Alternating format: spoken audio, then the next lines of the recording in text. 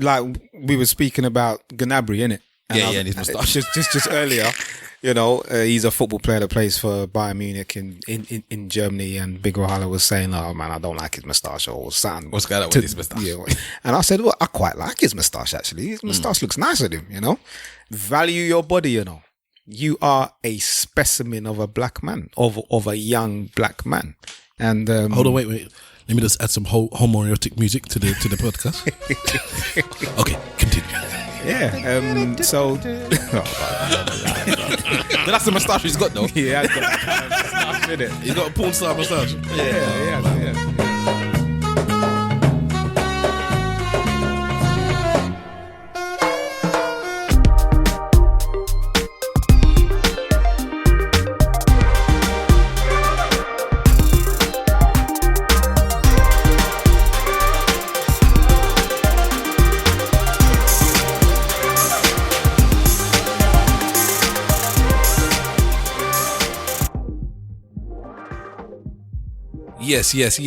Yes. Ladies and gentlemen, boys and girls, cats and dogs, rodents and other small insects.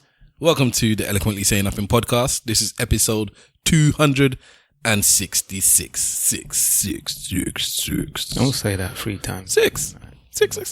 You know, actually, I have 666 followers on Twitter. And it's been like that for a while. Can somebody like join me or leave me or something? I'll unfollow you. Why? You don't believe in all of that stuff? I don't.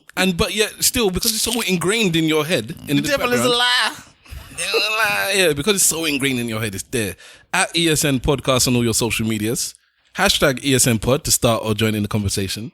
I am in a good mood.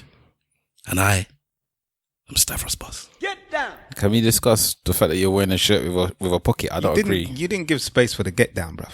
Oh, I don't give space, man. No, there's space, alright. All right, get down. Well, I'll add the space, like I always have to. What's wrong with my shirt? I have a pocket. Yeah, I don't understand people that wear shirt and pocket, blood. Let me tell you something, yeah, because you thought Mr. Wolf is in fact I'll say it because I'll forget.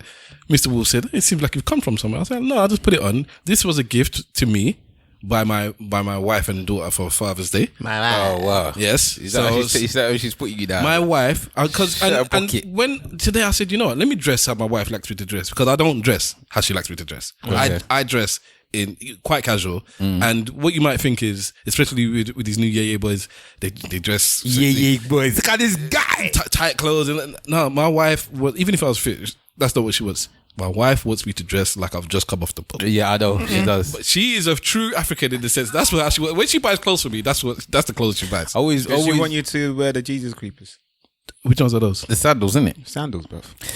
I always banter his wife because I always said that she wants him to wear the shirt where the shirts that's got like the collars with the lining on it, like the red line. That's what she likes. I know she likes that one. I said that's right. I said you're a proper af. You know the shops that you get from like in Dalston or whatever. That's the type of shop she wants you to wear the shirt from. Them type of shirt there. That's not in your normal designer. This thing. I loved it. It's like the Italian striped shirts. Yeah. All right, I'm gonna show how out of whack I am now. What's wrong with shirts with pockets on them? I don't understand, man, that wear a shirt with pocket. Why though? What's the reason? It's like, why would you want a pocket on your shirt? I've had my phone in there for quite a while because I have. You shouldn't be putting it against your breast, anyways. But I don't understand why anybody wants a pocket with a shirt. A pocket with a shirt, unless you're gonna wear it at work when you put your pens and whatever. Why would you want a pocket with a shirt? This is how they were back in the day. It's a new style for them to, or is it? Let me not talk to take away the pocket. Yeah, I do think they probably started off with pockets. I think it just looks very wrong. Wrong. I'm not a pocket with a shirt type of guy. If I see a nice shirt and it's got a shirt with a pocket, bro. Wherever. I remember when I made my Nigerian clothes, they had they must have put these. They wanted the new style where they had the pockets. I told them to remove it. I said, "What is this?" I said, "What, even in Nigerian clothes?" Yes. You need. What's wrong with you? No, they tried to put it on the front, like. Yeah. No. You got to pick a pocket or two. Nah, you put your pocket. There's no reason for pockets, blood. Okay, but each to their own. I'm not a fan of the pockets at all. Can I play a clip? Well, you do the intro. Are we forgetting intros now? We're just going No, but if people are talking, they're talking, innit? Go. Just found it. Sorry, I can't say what you're saying, Steph, about your It's shirt. not important anyways. No, but you are blatantly wearing a fat shirt. You know when you wearing a you know I know you're wearing a fat shirt because you got a pocket on it as well because you can't get good. You see there in that size. They always come with the pockets, man. You don't get good quality shirts in fat, bro. Is your shirt from Giacomo? You don't get good quality shirts. It comes from you have the normal sizes. You got small, medium, large, extra large, and then extra large, and then you got. In shirts, you just got the next 17, 18, and fat. That's how they do it. It's like they just take the piss. They never give you good shirt, man. Is that a pregnancy shirt? Fuck it. It's a maternity shirt. But it's true though. I actually want to play the whole clip, but that is episode. How long is it? Yeah, it's like a minute and Okay. 50 seconds. I don't mind it. Is he eating his daughter? What are you saying that he's eating the baby food? Is he eating his daughter's food? You know when they finish the food in it and they just have the reason in it. Oh my god. She hasn't finished. I'm gonna finish for her. You know what he's been eating? What's that? He's been eating the bread that she rejected. Oh wow. That Ghana In Ghana, remember? You've been eating that bread. Oh my. She said no. You days. said yeah. You know what she called me today? What's that? I'm actually gonna play the clip. He said, yeah. Baby, do you want that? No, daddy. Do you want it, daddy? Yeah. Give me that Ghana bread. I'll take it. And I'll eat it. And he used to be quite. Nah, man, you put on bare weight. Your wife will soon tell you. Your wife will soon tell you that looks this is not like she married. You are officially TD Jakes, bro. Wait, what did you say? Your wife will tell you what? She will tell you that this is not I'm married. When did I marry? That's not what I signed up for. I told you I'm not in a hurry. He's wearing them construction. Well, and you seem like you kept the weight. No, Wow. You just, by the way, the crowd flying. that was episode 91. Wow, that's a long time ago, boy. How did you remember that? 91. I just remember him talking about pockets and fat shirts. Yeah, but how did you remember the episode? I think you made a video. Because there's a video of it. Yeah. Okay. I think Stav made a I made a video okay. of still of, for you of us mocking him, For you to remember that's a mazza, bro. because that's one of the funniest ones, man. And we've got quite a few funny video clips, man. For But me, that was 9-1. I'll never forget when man said Darth Vader is the original baby father. That one took me out. My chest was hurting for time. Okay, the person who played that clip was our brother, Mr. Wolf. What's going on, people? What's going on, people? I hope everybody is well. Just like Stavros boss, Mr. Wolf is in a good mood, and I've got a something special for you. A clip. Listen to this. A little audio clip. Ẹni tó sùn là ń jí a kì í jí àpérọrọ. Tá bá jí àpérọrọ kò ní dáhùn. That's this week's Yoruba proverb. And the translation for that is, it's the person sleeping, one wakes. Not the one pretending to be asleep. The one pretending won't respond. If one wakes him or her. That's this week's Yoruba proverb. Let me read that. It's the person sleeping, one wakes. Not the one pretending to be asleep. The one pretending won't respond. The one wakes him. If one wakes him or her. And the wisdom translation is, unsolicited help is often taken for granted. Cast your pearls wisely. Clutch your pearls. That's it. And you can catch me on AKA Mr. Wolf on Instagram, AKA _ Mr. Wolf on Twitter. What's going on? What's going on? What's going on? It's not always appreciated either. Unsolicited help. Also in the house, we have Simple Simon. According to those who have been paying attention, our collective is one of the elite. We are by far the most resilient. It is said that among our horde, we have the most women. And of those women, they are the most attractive. Gaza. That was a short. Why did you just stop there? I don't know why. I thought there should be more. That's what I thought I was going to stop there. That was a short excerpt from a poem by the Right Honourable Assassin, aka Agent Sasko. In its original rendition, it's called Roughest and Toughest and sounds a little something like this. Yeah man. If it's a game, we ready to play. If it's a AK, give me make me spray.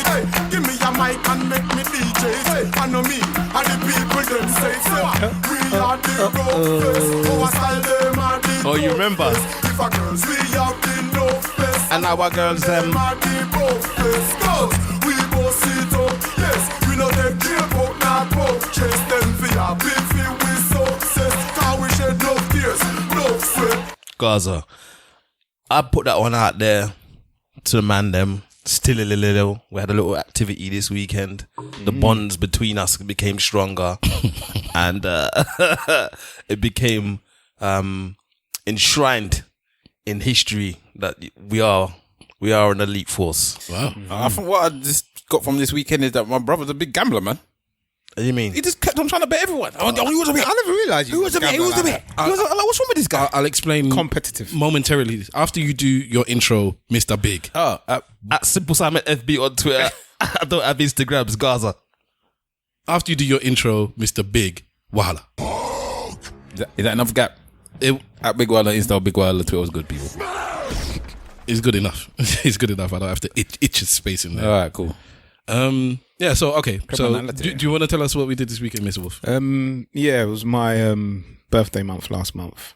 And I tend to always, as a promoter as well, I always tend to try to get my people together somehow, some way, whether it's some nightclub flex. I put the video up on my WhatsApp status, and our good friend Wendy, who is a listener of the podcast, she's like, "Oh my God, what a great clip. Who done that?" I said, our boy Stavros Boss done it. And she mentioned friends and family, and that is an event that I've done back in the day, and it was something that I just wanted to do to get friends and family together. And aside from doing other events, that's what I do. But this weekend, I chose to, as an excuse for my birthday, which was last month, I got the boys together, just the lads, to a activity day, which included axe throwing, archery, go-karting, and rifle shooting. Bullet. Yeah. And the inspiration to that actually was when Swift done something about this. I looked at the video years on Facebook, and it was about 7 years ago. Not even longer than that. It might have been longer than that. But I don't think I think it was longer than that. Much longer than that. See, that's mad, And I've always wanted to do rifle shooting. I'm not clay shooting, not pigeon shooting. I wanted a rifle, a gun, a pump action, and this country never really had that. It's only you go Eastern Europe or certain places in the United States. But when I did find it, I thought, right, that is it. Got the boys together, got them to commit. There was 11 of us. A lot of people wanted to come, but for one reason or another, they couldn't. It could have been up to like 23 or 24, but there was 11 man. It's like a sizable kind of... it was enough. Congregation. To be honest, I was a bit annoyed that we had to split, man. It would have been nice. It would have been nicer to kind of stay together. So we were in groups of three groups of four and then three in it.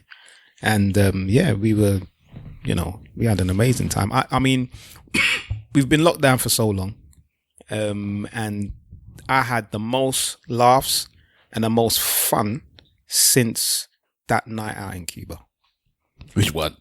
The one, unfortunately, that your brother wasn't. Oh man, yeah, that night out in Cuba was pure jokes. Which one was that one again? You was there. Yeah, I know, but what when the flipping Big Wahala actually had some drinks, but he had bread, loads of bread.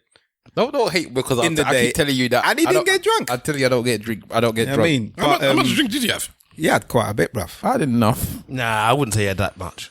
Well, for someone who doesn't drink, that's a decent amount. I had I had a massive glass of whatever that tequila thing that you lot wanted to give me. That wasn't a massive glass, it was a shot. Mojito. No, it was a shot. The mojito. And then I had capareros inside the club.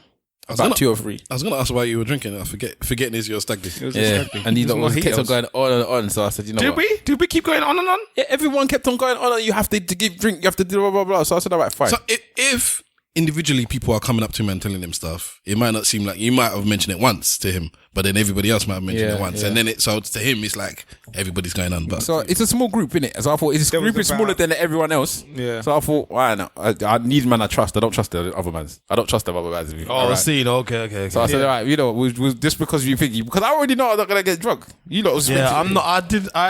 I get uncomfortable when people try to ask Big Wahala. Like, they ask him to drink. I'm like, all right, cool. Then if they keep going, I get uncomfortable. why? I don't know. I just get uncomfortable. I don't like it. It's like if you wouldn't do it to a woman. Oh yeah, they would actually. They would. But you see it as rape culture. Yeah, I just don't like it. If the man said we already know his position, you asked or you put it forward, and then you leave it. A man said no, leave it, innit? You have to coerce. Yeah, so I don't think the actual coerce. day that people would bug me that day. So that's what I was saying. If you don't bug me, then maybe I might do it.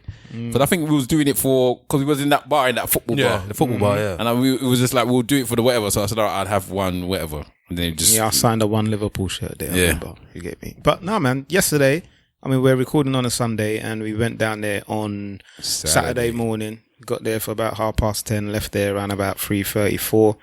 And yeah, man, I had a whale of a time, and I think everybody else did. Yeah, it was alright, man. Yeah, I had a good time, man. It's good to see some of the mans I ain't seen for a while there. That makes sense. So yeah, see everyone's healthy, everyone's good. Met some new people that I've never met before. That young buck is a funny guy. Oh yeah, that's one of T's cousins, isn't it? Yeah, man. Okay, But we finally met one of those man them though. That say runs in the family. They don't want this thing. Yeah, man. They don't want it. One time. Should we talk about that? we met. So So remind me about the betting thing in a minute. Yeah. Okay. But we discuss stuff on this pod all the time regarding black women, and we go down the timeline and we see black women complaining about black men don't want us, or black men are so they want this or they want that. Even just the other day, I was listening to the podcast. What's them guys? Tunde. Oh, Sound Legit pod, and they were talking about the WAP video, and then they were discussing some people wanting that woman gone. What's the Kardashian woman or the Cardi? Chloe, not Chloe. The one Kylie Jenner. The Jenner. And he's like, no, man, she was the buffest one on. I was like, what? Hey, Tunde, man. I tried to start some heat online actually, because I was exposing because he went hard on that one. Go and listen to that episode actually. I listened to that. Man. I listened to that. Anyways, I don't think I've watched the video in full. Well, I haven't seen the full video. I've only seen the edited one that doesn't have the lady inside. Yeah. Where's them hoes in this house? And I know myself, I defend black men often, and I'm like, we're not like this. Like, I don't know men like this. I know Mr. Wolf probably is quite similar. Or in fact, let me not talk on his behalf. I'll just talk on my behalf. I am Stavros. And I say, I don't know men that talk about black women like this. And I don't know men that avoid black women like this. It's like, if they fall for something else, I know men that are happy to date anything. I know men that will happily marry anything. I don't know men that are saying, I don't want black women, or black women are all this, or black women are all that. I've heard ones that say black women need to go to the gym and stuff like that. That I do actually have that, or we have that in our circle. Stereotype. Yeah, I know that they need to go to the gym more and blah blah blah blah. Large up to Lala. Yeah, she's doing something actually. She's doing something actually soon. I don't know what I can't remember what it is, but she's doing something. But anyway, let's keep going. Yeah, I just messaged her today actually. I will tell you what she's That's doing. a fit black woman right there who does a lot of fitness work. Yes, so that is Two Girls in a Mic podcast, Lala. All right, yes, shout her out. And anyway, basically we met one of the guys now that falls into that category of black men don't want us, or black men are going for, what's it, racially ambiguous women. He said Persian, you know. He likes the Persian meat. He like Persian women. He likes Persian. That one confused me because I don't. They don't like him. Not even that. I don't know what a Persian woman really is like. It's like all right. So if you go to French, you know what a Persian woman is. It's a mixture of different nations. Yeah, but like in French girls, the ones that are not white looking, a majority of them are Persian. Okay. Yeah, I didn't know what that like meant. Persian.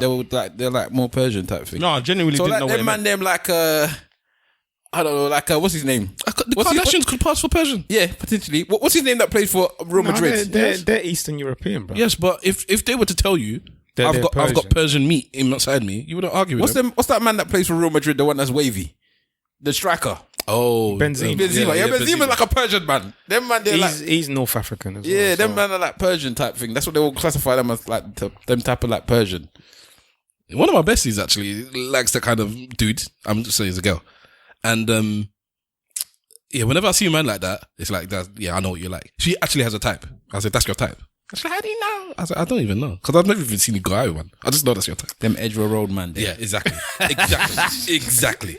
Anyway, so we Shisha, my friend. Apparently, official Persia is Iran. See what I'm saying? I don't know. Yeah. That's yes. So my man wants the Allahu Akbar woman then. Yeah, so I'm telling him, listen, me personally, I can't deal with raisins in the meat. I mean, in the rice. But also Afghanistan, Tajikistan, it's Uzbekistan, the Caucasus. Any stand, bro. It covers the Caucasus.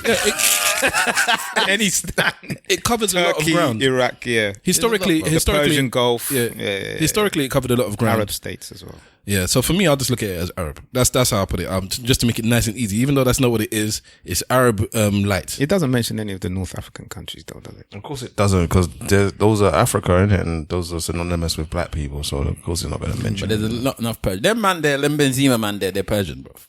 But anyway, go ahead. Because it was strange to me. Or they will classify them. I will say they were younger, first of all. I don't know people our age too tough that are doing that saying that kind of thing. And then I realized the timeline that we follow, or I'll talk for me. I'm in my 40s. The timeline of the people that I follow, a lot of them, or the ones that I see because they get reposted, even if I'm not following them, they're 10 years plus younger than me.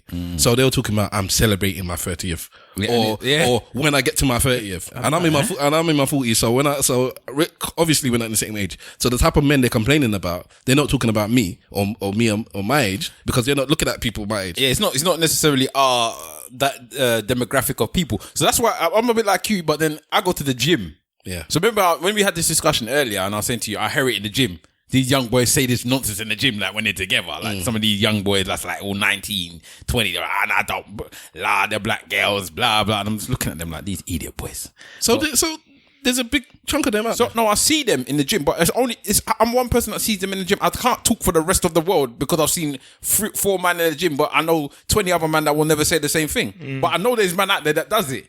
There was this video going around that went kind of viral where they approached a lot of these young boys, young black boys, and they were saying similar. It has to be lighty or it has to be white. They were saying Latino. It has to be Latino. Which Latina do they know in this country? I'll be honest with you. There's a lot of Brazilians. There's a lot of them in South London. But what are the Brazilians? What do you mean? They're mixed, though, aren't they? Really? Yeah, but they're lighties, isn't it? Like most of the Brazilians that you'll find in this country are not the dark-skinned, African-looking Brazilians. There's a young buck get me that I take under my wing. He's not yet 20, and so he's one of the boys. He's under my wing there. Just school him a little bit on this and that. School him, and I asked him, "Hey, what kind of woman do you like?" And he said the same. He said, Latin type. I said, what? That's exactly the question I asked you. Like, bruv, what Latin girls, what's up? I'm just to say what I want to say. Well, carry on. No. Just finish your piece first. You're even straining your voice. It was actually on this topic, and, my son went into the barber shop to get his haircut, yeah? So he's old enough to go on his own. So, obviously the barbershop is a place where a lot gets discussed. And obviously this is the kind of topic that, that people will talk about and that people have spoke about. So I was in a barbershop just the other day and they saying that this topic came up, and my barber said that someone asked your son. And I was like, yeah. So the question basically was like, what kind of woman I'm on the edge of my seat. do you like? Yeah. Like, are you, averse to having like, a white girl or, someone that isn't from your culture? And he, so exactly. So I was like, so what did he say, bruv? What did he say? And he said, boy, your son with chest said, not me. And I was like, what? Behind my back, he said that? He said, yeah. He said, that's not my kind of thing. I'm not involved. Only black women. Okay. End quote. And I was like, and I just pumped fist. I was like, get in there, my son, come on. Meanwhile, my daughter's asking me for a white baby. You know them slides that you do after you scored a goal in the Champions League final? Yeah, there was. Nothing's more than an Adebayo, yeah. Like that's what I wanted to do. But so how would you feel if he said, "I'm open to whatever"? Light is right. Yeah, like if he had that kind of mindset of the young boy that you're talking about, that I can't do black girls, it's only lighties and what have you, then I would look at myself first before anybody else. Yeah, got you, man. You know what I mean? I don't think you have to. Well, for me, the influence has to come from me. You understand? So the influence has got to come from me first before anybody else. And I've said that on a number of different kind of subjects. So he gets information and influence from me. He gets that from his mother.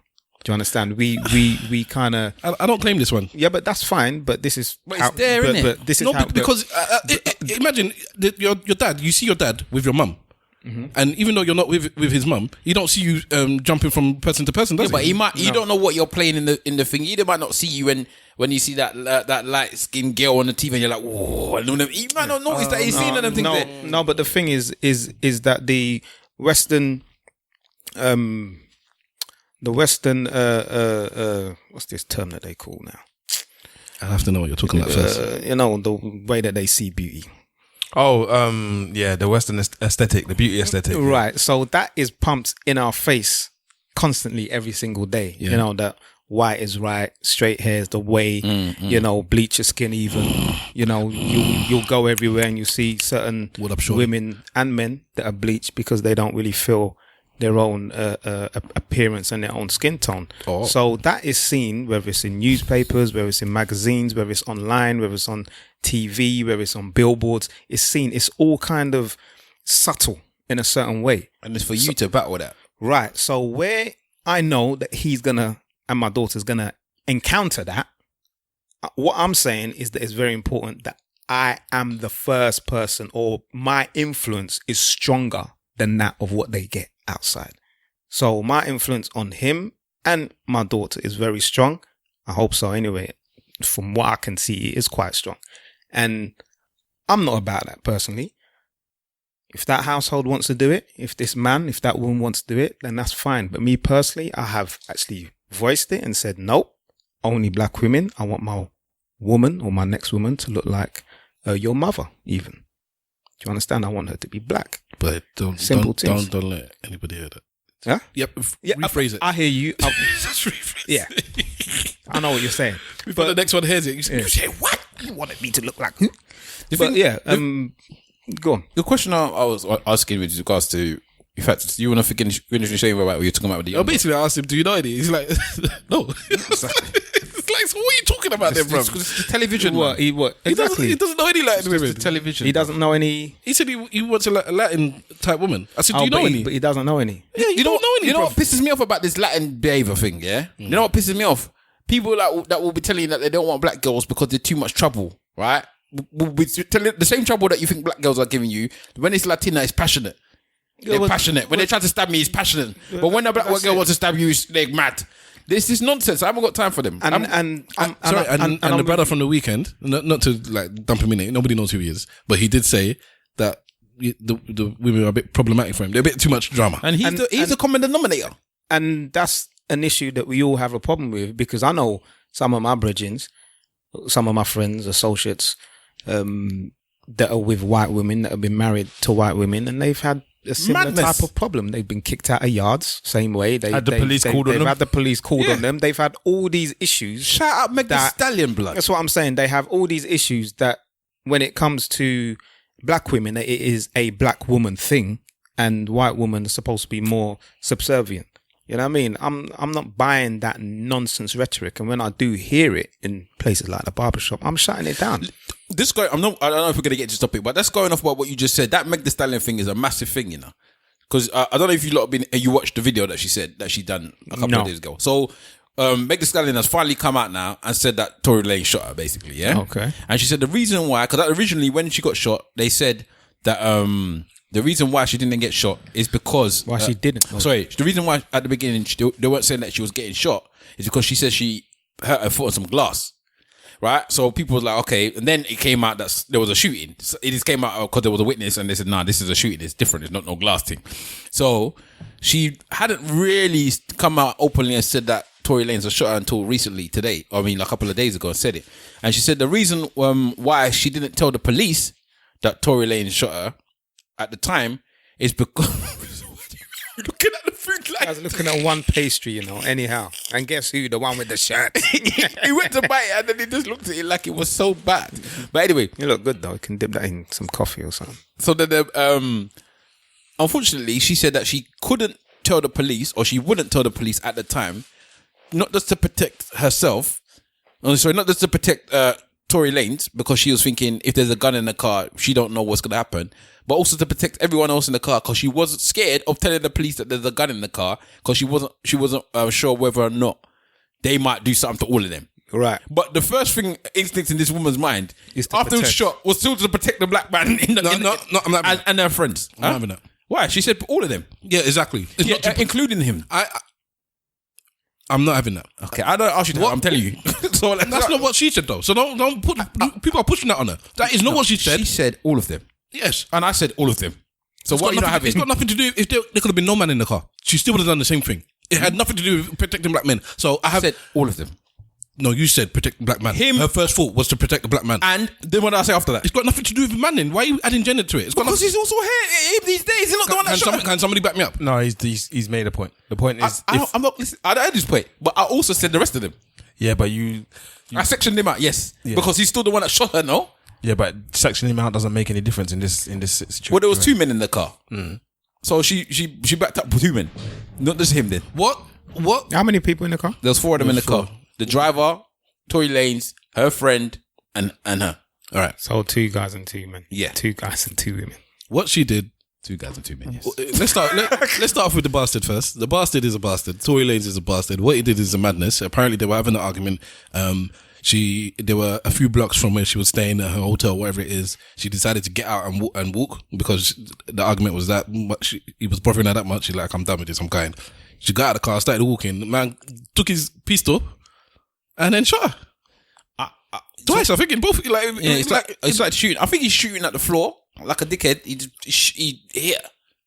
So we don't know. We don't know. But he went to shoot her. Yeah. So he took out a gun and shot at her, regardless. Whatever. Yeah, and hit her. So that's that. End of. So it's a madness. Man must get cancelled. People are saying deport him. I agree. Deport him. Yes, deport them. Send him back to Canada. So he should get deported. Yes. So it's a madness. It's a nonsense.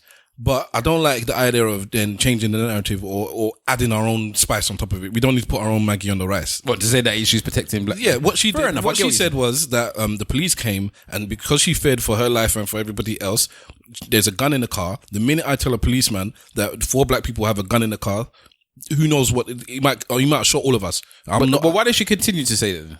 Sorry? Why did she continue to not tell anyone? I can't speak for that. I don't know. Fair enough. But I can't speak for that. I don't know. But at that, people are saying her first thought was still to protect the black man. I'm like, no, her first thought was just to protect everyone, us, because we are black, including myself. It wasn't like, oh, they're gonna shoot the 3 of them or and save me. Like, I don't know what's gonna happen to me. There are people that have called for the police to come to their house. I'm in trouble, and then died at the end of that day. The police have come and killed them. They said that she's like, I don't know what's gonna happen. She said that when they arrested her, they didn't even, like, she was bleeding and they wasn't even paying attention to the fact that she's bleeding. They were still trying to interrogate her and during the situation. She looked like she's gone through a bad time, man. I feel sorry for the woman. Of course, she has. But anyway, still look damn fine. Look at that. Mecca and blood. I'm telling you, like, you know, scumbags. Why? She's gone through a hard time, man. I'm looking at her, she's bleeding. Oh man, bro, because this is the time she came out with no makeup, no nothing. She was just there. She looked better to me, but I'm not gonna. Mecca, that's that. But where do we get this from anyway? Because we were talking about beforehand the passion, all that rubbish. Yeah, so I don't know where these guys decide that these women are suddenly different. Like, they won't call police on you, or they will do all of that to you. Don't get yourself confused that these girls are different and black girls are more problematic. They are not more problematic, and it seems to be you as a common denominator, not just the black girls. So you have to also look at yourself and see why you seem to be picking these types of women. But yeah, man. Sorry. What I wanted to ask Mr. Wolf before I went forward is, do you still have this this because I know you're very much positive about her looks and stuff with regards to your daughter. Like you tell her about her hair, you talk about all that type of stuff. Do you have that same energy for your son? Yes. I'm talking about an aesthetic way, not necessarily as in like we were speaking about Gnabry, innit? And his moustache. Just earlier, he's a football player that plays for Bayern Munich in Germany, and Big Wahala was saying, "Oh man, I don't like his moustache or something." What's going on with his moustache? Yeah, and I said, "Well, I quite like his moustache actually. His moustache looks nice on him, And hold on, wait. Let me just add some homoerotic music to the podcast. Okay, continue. Yeah. So, that's the moustache he's got though. Yeah, he's got that kind of moustache in it. He's got a porn star moustache. Yes. Like Ron Jeremy. Yeah, them man there. Ron Jeremy's capsule as well, boy. That one's been doing the rapes. But anyway, keep going. Oh, snap, for real. I don't even understand why. Jeez. Anyway, but yeah, I tell him, listen. Value your body, You are a specimen of a black man, of a young black man. And women are going to want you. Because it's man. I tell him because you're a specimen, I tell him. You've came from you're cut from the cloth. And the thing that you've got that I didn't have is the height. You know what? You can kill them. You can kill them all. I was use your power responsibly. That's right. Yeah. I'm not gonna lie to you. Having a dad like Mr. Wolf is a good gas, Because you know how to gas somebody well when you're ready. Full gas. Yeah. You are a specimen of a man. You're not just from the ilk of other men. You are from my ilk. You are from my lineage. You are from the Wolf clan. You are of my loin. Trust me. So yeah, I mean, you got to remember that barring, let's just forget about the times he started to go to the barbershop on his own. Barring maybe about 3 times, I've been taking him to the barbershop for 12 years, 13 years. So that is to kind of, that's grooming yourself and making yourself look good. And when he's finished his cut, I said, wow, you look sharp, man. Wicked cut, blah, blah, blah. So I always have told him. Oh, so you say there's power in his cut? Yeah, man. So he can't just look good rough with his nappy head? Yeah, of course he can. Oh, thanks, Mr. Wolf. So his crown is not good enough unless it's cut off. Oh, wow. Mr. Wolf. I expected that's like a frisbee of shade, isn't it? He's not just throwing shade, it's like a frisbee. No, or you talking about you? Yeah. No, I'm not. No, I'm trying to say that I don't link like your hairstyle to how handsome you are as a man. No. What you're saying is that I only do it when he's got his haircut. No. I'm saying that the haircut for me. I mean, obviously, somebody has a nice trim. You're telling me that looks nice. Yeah, it's like my daughter. When she's got her hair done, I'll tell her that your hair looks amazing. Even when her hair isn't done, I'll tell her that her hair looks amazing. No, I was only playing with you. Yeah, I know, and that's what I was saying at the shade. I think that you get me. Lockdown has had a major effect on men with their hair. I don't think so. I do. I don't really see men. You don't do nothing. There's bare men that are happy being that rugged star. Yeah, they're very happy. I've seen men that are just saying, no, I'm not going to gym the same way I was going to gym before. I'm not going to, what's it called? Barbershop the same way I'm going barbershop before. The thing that's funny that you say that now is because I saw the opposite. Maybe on social media, I guess how social media works, but I saw the opposite. I saw mans trying desperately to get a trim, wanting to get a trim. Yeah, they did, but then after, and the very first thing they did was get a trim. So I didn't see the rugged crew that I just been like, yeah. I've seen, because I'm seeing Zoom calls with cousins like now. Yeah, they're not on it. Barbershop's open and they're still looking rugged. I see people on TV. I see celebrities presenting programs still rugged. Like, It's like, yeah, people are not really on it. Like, well, okay, I thought now it's time for a cut. It's like, no. It's not I'm feeling that. I don't think that is a every week thing now. People are quite happy to this. The thing to the point where I know my barber's telling me now, blatantly, when I'm going to him, he's saying, "Boy, he's struggling. People are not coming back." Like he thought there was gonna be a whole well of people that will just be back. You know what it is? And he's like, people are not coming back. No, it's not strange. I just clocked it. 2 things. 1, most of us are not going back into the office for a lot of the time. And 2, we're not raving. There's no raves. There's no clubs, there's no raves. But you're still going to see gal, innit? My barber said that his numbers haven't gone down. the only thing that has changed is that there's more structure to it. It's just that he has to book the appointments now. Okay. You can't just come and congregate and chill. My barber's telling me, boy, he's like, I went there, what day was it? It must have been like maybe a Wednesday, Thursday. And he's like, there's had been 3 people in the shop. Like, I know my missus is business is booming. Like, seriously, she's booming. But to be honest, happy about that. Don't cuss my barber. No, because it's his business, innit? So the man is struggling. You know what I mean? He's struggling. It's not a joke thing. The man is struggling. He might soon be gone. Is it? Well, if no one's coming to the shop, bro, what's going to happen? I can't laugh at the man. I can't let you batter him because he's struggling. Do you think it's got anything to do with location? No, because I've seen other barbers say the same thing.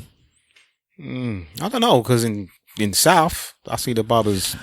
Where you live, the black people there are professionals. Yeah. I'm sure of that. So, like Simple saying, they're not going back to the office. Yeah, potentially. So there's like you said, there's 2 reasons that man catch a trim, and 1 is office, and 2 is gal. And if you work around professionals and Raven, that's I'm including that in gal. If there was no girl in Raven, they wouldn't go. So it's gal. So what you found is some women are saying, I like this new look. Some of you men need to actually keep, in particular, the beards. Like, there are men that didn't grow beards before, they had it patchy, and some women's like, even if it's a bit patchy or whatever it is, I don't mind a rough look. So women are becoming accustomed to it. But I reckon where you live, the people there, I reckon most of them are in let me not talk, because you'll have people, teenagers and whatnot as well. But you'll have the professionals anyways, and they're not going back to work. And it's like, there's no point in me going there to cut my hair to come back to my missus who's giving me grief about something else. Like, it's whatever. It's like, to leave it. I was just very shocked. And as I said, I've heard other barbers say that it's not as and even when I'm just walking on the street, I've just seen a lot of men that's not got their haircut. Yeah, for that reason. It's truly that. It's truly that. I need to cut my hair because I need to get girl. I need to cut my hair because I can't go to the office like this. And the office is closed until April. You get me? There's people March, April, they tell you don't come back till next year. Like, this year is a wash out. It's gone. I've heard a few people now saying, yeah, they just told me in February, April, March. Just next year, like this year, like we're done for this year. All right. Just dust your hands off. Let me give some people a word of advice, yeah? All you people that are working in the offices and begging to work from home and whatnot, yeah? Let me just give you a bit of advice if you're an office worker. Don't be so open and vocal about this working from home thing, right? And the reason why I'm saying that is, if you can work from home, that means that whatever job you're doing can probably be done remotely, which then means that it could probably be outsourced, which then means that they can either decide that they're going to outsource your job to somewhere outside of the country where they're going to get somebody a whole lot cheaper than you, or like some people I know, they're saying to them, well, we might need to cut your salary down because we don't need to be paying you to I've heard this. One podcast I was listening to, a tech podcast, they're saying that there are people that are debating, if you, like, we are based in central London, Camden, London waiting, West London, and we are paying extra because we know you either have to come into this area to pay your money to come here, or we know that you're located close to the area. We assume that you live close to this area, so we're paying extra for that reason, because we know there's a premium for either living around here or coming here, because we are dead in the middle. If you are saying you're not coming here, then instead of paying you 50 grand, maybe it's 45, and people, because that 5 grand is there. Like you said, London waiting kind of thing is there because it's like, there you go, blessings, because we know you have to get a train ticket if you live outside, or you have to live inside, and that's going to cost you X amount more. So people that is a debate now that's running, and I don't know if I can co-sign that, man. I'm just saying, this work from home thing, don't get too comfortable telling them, yeah, I'm going to be. Trust me, they are every company right now is looking at ways to cut costs and make savings. But they are if there's a way, no, they're not. Cutting offices is office. But they're not cutting the office. Some of them will. Some of them will. If you have multiple offices, because you can't just get rid of all of them. Yeah. So if you have only one, then you're gonna have to keep that one. But if you've got multiple offices, it'll be like, you know what? Yeah. There's a main, instead of having all these satellite offices now, it's just the headquarters is it. Yeah. So I'll cut off all these offices, but then again, it's depending on what role you're doing. If I can outsource that role to somebody else, I would then cut another 20k, not 10. Like, certain jobs that are going for like 60, 70 grand in the UK, somebody in Poland would do it for 40. Yeah, I'm not arguing with you there. I'm not arguing. So with that's you a 30k cut. Imagine you're cutting a whole department of 30k per year. And then they might have different laws regarding things like pensions and all those types of schemes that you might not need to present to those other people. People don't know how much all of these national insurance, all of these extra things that people are paying in this country for you to be a member of their staff. It goes up. So if your salary is 60, they as a company might be paying 80, 90 grand for you still. On the flip side, there's a thing now that started where people are working in offices and they've even been told you can permanently work from home now, or you ain't coming back till the middle of next year. Yeah. And what people are doing is like, well, I'm renting in Camden. I'm renting in King's Cross because that's what's close to work for me. And it's excellent. It's obviously stupid money to rent there. I know of one person in particular, they've gone to Italy. Yeah. It's like, well, I'm working remotely. It's gone to Italy. There's a lot of people that I know that are working from different countries. They decided to work. But again, you're showing them. You don't need to work. I don't need to have somebody that works in this country. So apparently, Tulum in Mexico is a hotspot, the hub for people to go. What do they call them? Digital nomads. Okay. So these people that have gone off and they've gone to Tulum, and that's where they're working. So apparently, there's a community. Sorry, what's the reason? Why that place? Yeah. I don't know. I've been there. It's a bit remote for me, but I don't know. Maybe the setup or people have been saying stuff about. Anyway, it's down the road from Cancun. End of the day, because it's residential, but it's a couple of hours drive from Cancun, and you're there. So you have that luxury of I'm in Mexico. It's hot. I'm by the coast. I'm by all this culture. There's a bubbling population of expats or people coming here to work. And then down the road, when I want to party over the weekend, it's there. I'm just saying, be careful what you put out there in the air, because businesses are looking at ways to cut costs. And one of those ways is to say, okay, especially with Brexit. Remember, they was talking about even moving offices from UK to other regions because of Brexit. Yeah. Anyway, yeah, that's gonna happen. So this is even an easier way for them to say, all right, so we can just move this whole department to Poland or this country or that country. It doesn't matter what people say; they're gonna do it if they're gonna do it anyways. Whether people are opening their mouths or not, people could be gagging to come back to the office as long as what they see on their papers is productivity is up or it's just the same. Then it doesn't matter what people are saying. Yeah, it's weird because you're doing a good job and you're almost doing a good job to show them that you don't have to, that somebody else could do a good job somewhere else. Doesn't have to be in the office. It is what it is. So I'm just saying, if there's ways of you showing your productivity in ways that makes them feel like you still need to be there in this country to do this job. Because I've seen people that have been told, we're going to outsource your, especially in some banks as well, we're going to outsource your job to a different country. Do you want to go live there? And we're going to cut down your salary. They even tell you, do you want to go live there and cut down your salary? So it can happen. Just pay attention to what's going on around you, man. Don't just be oblivious to the situation around you. You're working from home, you're chilling and not noticing what's going on around you. Pay attention. Isn't there a law that companies have to employ a minimum amount of UK residents though? I have no idea. I don't know actually, but that would make sense. I think for major companies, like they will probably already have that. But it's like you say, if they move from one country to another, it's like if HSBC's headquarters moves to some place in Europe, then that will be null and void, innit? But I think whilst they have their spot or their headquarters in this country, I think there is a minimum requirement of how many UK residents. Well, they've got headquarters everywhere, innit? And those types of banks have got. Yeah, but they have their they have a department or some kind of foundation in the UK in it, so they can't. I don't know with HSBC. I know my bank is not necessarily a UK bank. I spoke to my bank. No, sorry, it wasn't bank actually. I was doing the phone for mummy. I was renewing her contract, and then when it came time to pay, he's like, "Yeah, I can't speak to you. I can't do it because I'm at home." I didn't know. He's like, "Yeah, I'm at home, so I'm gonna have to send you to the next contact because I can't take your details. So I have to send you to someone else for them to do it." And I was like, "Wow." I didn't even think about it. I didn't even realize this dude is just working from home, and his job, his customer service role. He does not need to go to the office, as far as I was said. What is he doing at home that he needs to be into the office to do? It depends on what he's done, but again, it depends on what type of. Because if he's working for a bank, It might be stuff like they might need to record these telephone calls, and it might be easier for to do it in the office rather than how they're doing it now. It could be all these types of different situations. And things. Give you a phone with a tracker to everything on it, man. Yeah, but then there's some of these apps that they're giving you when they give you, because like for instance, people gonna have their own laptop that workers give them phone. My wife's got a phone and a laptop from work. There's stuff that's tracking them. Not only is tracking when you log on and log off, because that's like standard almost. Yeah, there's ones that's tracking your cameras. There's actually work apps that do that, so they can switch on your camera when they want. And you have to click, well, if you work for us and we're giving you this computer and this is where you have to do the work, you have to click OK. And that's it. So if you want to cover the thing, that's your business. I know. But they might not even know that's what it's doing. But even some I'm just talking about from certain situations, certain things like this. As I said, I don't know if I said it on this podcast.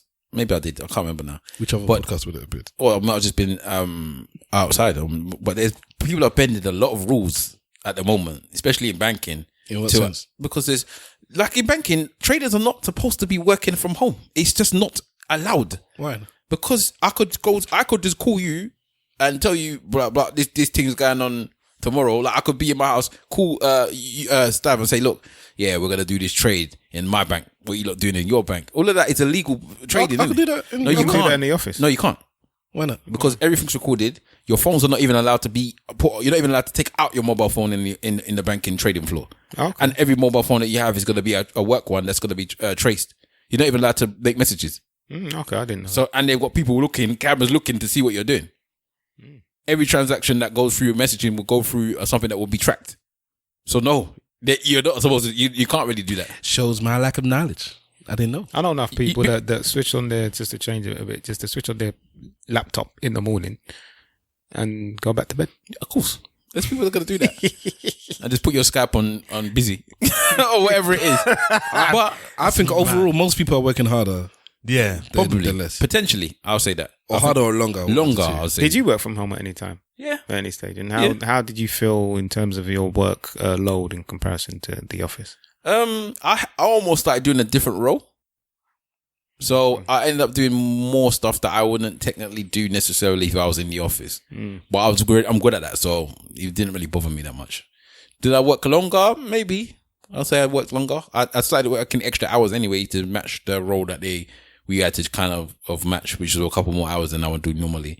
But I did tend to finish at 5. So if I finish at 5, that's what time I finish. Unless there was something for me to do, I'm not staying later because I'm at home. I already know that people do that, and I'm not under that business. A lot of people kind of do extra hours because it makes them.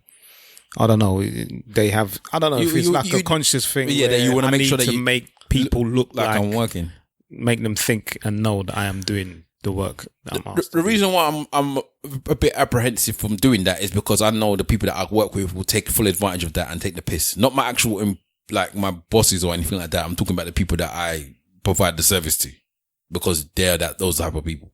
So I tend to make sure they know that after this certain time, don't come and try and contact me, because they will call you in the middle of the morning. Don't talk to me. Yeah. Don't look at me. So, talking about trading and gambling, let's go right back 180, back to where we started. Neymar's properly crying, boy. And you were talking about you didn't realize I was such a gambler. Yeah, man. Well, I know you gambled, but not like this. You look like you was on heat. He's a competitor. Nah, he was like every minute. He was a gamble. He was just put money on this. What? Like, why should you, man? I'll tell you why. I'll tell you. Go on. I've been talking, man. You talk, bro. No, go on. Say what you can say. I just needed the challenge for it to be more fun, because it was like base level fun. And I spoke to my missus today and I said, is it a problem that I find, in essence, and I mentioned this on my other podcast, the Expansion Podcast, plug, that I said, basically I was comparing numbers. I said, I know what everybody says, don't compare yourself to everybody else. But I said, my drive is in comparison. It's not in isolation. Or with some things it will be. But if there is an avenue for me to compete, then that is where my drive comes from. So when I talk about, some people say, oh, you have popular this, or you're big on that. But if there's somebody else that's got 10 times than me, then I'm not popular. I'm not big. It's just because I'm 10 times less than that. So when it came to the go-karting and the shooting and whatnot, for me, it's like, for me to excel, I need to compete with somebody. And the competing in itself, it just what the numbers are. You did 7 and you did 5 and you did 10. That wasn't enough. I needed the money to like push me over the edge. I needed it. I'm the complete opposite of you than you know.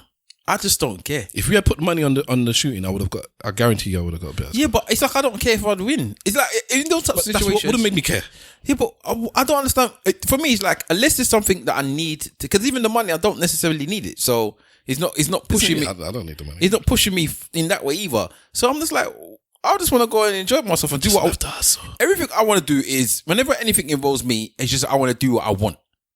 So as long as somebody's not disturbing me from doing what I want, then I'm all right. So when I was doing these games, whatever, I didn't have to win. As long as I got to do what I want, I'm fine. So when you was like, I'm thinking, what's so big? Like, I want to win. Why don't you just go and play the game? Like, but it seemed okay. Fair enough. You wanted to win. So even like with regards to like the shooting or whatever, I was just like, as long as I paid my money to come here, so I'll just enjoy what I need to do. But I don't have to win. I don't have to feel like, as long as I'm not rubbish, I'm all right. So simple. Is it? Okay, even before I get to that, even with the go-karting, the when we started, it was a staggered start. It was a rolling start, yeah.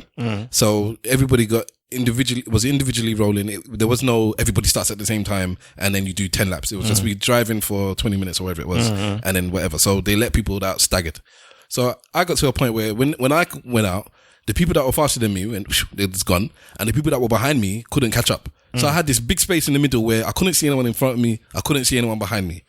It's so boring. At some point, I spun out and somebody had to come and he pushed me back onto the lap. They've slowed everyone. If you know go-karting, they were doing the yellow flag. They've slowed everyone down. And once they've pushed me back on, one of the times, I can't remember when it was, but basically, I was in the middle of everybody. So which one was my fastest lap? That was my fastest lap. My fastest lap was when I was in the middle of everyone, not when I was by myself. Okay. Yeah. That's strange. So it's not strange. It's not because I've got something to work to. I got something to chase. I got someone behind me that you can't catch me, and I got someone in front of me. I've got to get you. Now I'm moving to optimum speed. I feel like they slowed me down, bruv. It's like they were slowing me down when people around me. My fastest lap came when I had free space. Well, and I was maneuvering those corners, bro. So then maybe it's a mentality thing. So what do you? So let me ask him something because we haven't been talking about. Is it a bad thing? Because I asked my missus, is it a bad thing that I feel the drive to compete in that way and that I don't? It's like I don't care if there's no competition. No, it's not. I don't know if it's a bad thing, but like we've got different motivating factors in it. Like for example, me, I don't understand how somebody goes out and jogs because for me, there's what are we jogging for? Like you might fitness. Yeah, you're saying for fitness or what have you, but to beat their own time sometimes. Yeah, but I can't motivate myself to go and jog. I get it. But I'll play football for 3 hours. I don't give a damn. I'll do that quite easily. Yeah, but you're competitive at football. Yeah, but that's because there's people to be competing with. Yeah, I'm competing with somebody. Whereas with running, you're just running. Yeah, and but so you I can't motivate myself to just run. You're extra competitive because you got a side thing going on with somebody else at football. Yeah. So he's even further competitive because he's got a side thing with another person. They compare goals at the end and how many goals they've scored. Yeah. So you're extra, again, you're also extra competitive at football. But what you just don't pay money for it. Yeah, but what I'm saying is we have different motivating factors. Yeah, I agree with you. So I would never run. I would like for me to get up and go and do a 5K run or what, I wouldn't do it. Yeah, but at the end of the 3 hour football, I might have run 9 miles. So do you get what I mean? It's like it's just what attracts you to the thing. So for you, it's the money makes it like having something to lose makes it something that increases your effort because it was a casual competition. So like the axe throwing, I could have done better, but I was on my phone. So in fact, that's a bad example. It's casual. We're there having fun, busting joke. So the competition to win is like if everybody doesn't have it, then I don't want to be that one guy that's like, yeah, I'm gonna batter everybody. Yeah. And everyone's like, bruv, calm down. Like we're just having fun. You were spoiling my game. Yeah, but so that's what these guys money on. Once the money's on, then everybody wants to win. Yeah, and then now it's a competition. Come on, let's do this. When you put money on it does change the dynamic a little bit. Sorry, Mr. Wolf, you were saying something. No. I was just saying that what the point that I believe that you was making is that Stavros needs someone to compete with just like you do.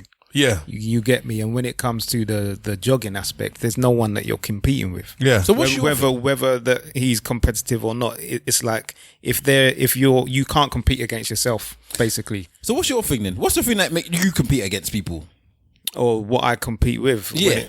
I'm extremely balanced, and I've said that with people and they look at me like I'm mad, but I remember doing something at work and the results that I got was like 1 in a million because of how balanced I am. It was this thing about colours and answering questions and things like that. I don't know what you're on about now. Well, at work we done some kind of like a situational judgment exercise and, you know, answering certain questions in management, in life and things like that. And the answers that I got in comparison to the whole company, they said only one other person in the company had your kind of answers and you're 1 in a million in the nation. And the answers that I gave were very balanced. So the colors were, I think it was blue and green, where everybody had kind of certain colors that were quite similar to each other. You get me? So based on that, what I'm saying is that I'm extremely balanced when it comes to this. I can compete with myself. Yeah. Or if I'm with a group, I can compete with them. Yeah. But what thing makes you feel the most, like, what is your thing? That the thing that you say, you know what, that particular thing I'm super competitive over. He might not be competitive, that's the point. But I'm asking. I am. No, but if you're not competitive, you can't answer that question, can you? But he's not telling you can't answer it, so why talk with him? I don't like that closed question. It should be an open question. Are you competitive first before you then say what makes you competitive? No one's asking you what you like. Well, I am saying it. Yeah, because I'm kind of struggling to understand the question. What thing do you think that out of everything that you do, you believe that I'm super competitive at? So I don't know. You might every day you might go running, but you're not really competitive at that. But you might be super competitive about making sure that you beat that next person to the light or whatever it is. Boy, I'm competitive with everything, bro. So everything that you do, most of the things that I do, I want to be the best at. Even getting here on time. That's weird because I don't have the everything I want to do, I want to be the best at. But I have this attitude that says I should always be better than average. Yeah. Okay. So I have mentally in my mind, I'm always saying that I should always be better than average. So even if it's something that I've never done before and I'm coming in and doing it for the first time, my expectation of myself is that I'll be doing that thing better than average. See, like there's super competitive people. Like 52 weeks later, he's super competitive. Like super competitive to the point that if he goes to the gym and there's somebody on a treadmill, let's say he's been on the treadmill for 45 minutes, yeah? And then Mr. Wolf comes on the treadmill, stands next to him and starts running. 52 weeks later will not come off that treadmill until Mr. Wolf has come off, even though he's really been on there for 45 minutes. Okay. That's how mad he is. Are you sure? Yeah. Yes. Yes. He's and this is coming from him. It's not coming from me. All right, okay. That's how competitive he is. He's like, I can't come off the treadmill until that person next to me comes off. I'm just like, what? Why? He's like, I don't know. Yeah, I'm not crazy like that. But if anybody's watched the Michael Jordan documentary, he finds things that don't even exist. Yeah, he lies to himself. He lies to himself to kind of give him that motivation to win. Yeah, you understand what I'm saying? So, I mean, I went to the park before the podcast today, and it was like a friend of mine's extended family kind of sports day thing. You know what I mean? And there was a kid who ran a race and she didn't win and she started crying. And I was like, yeah, I like that.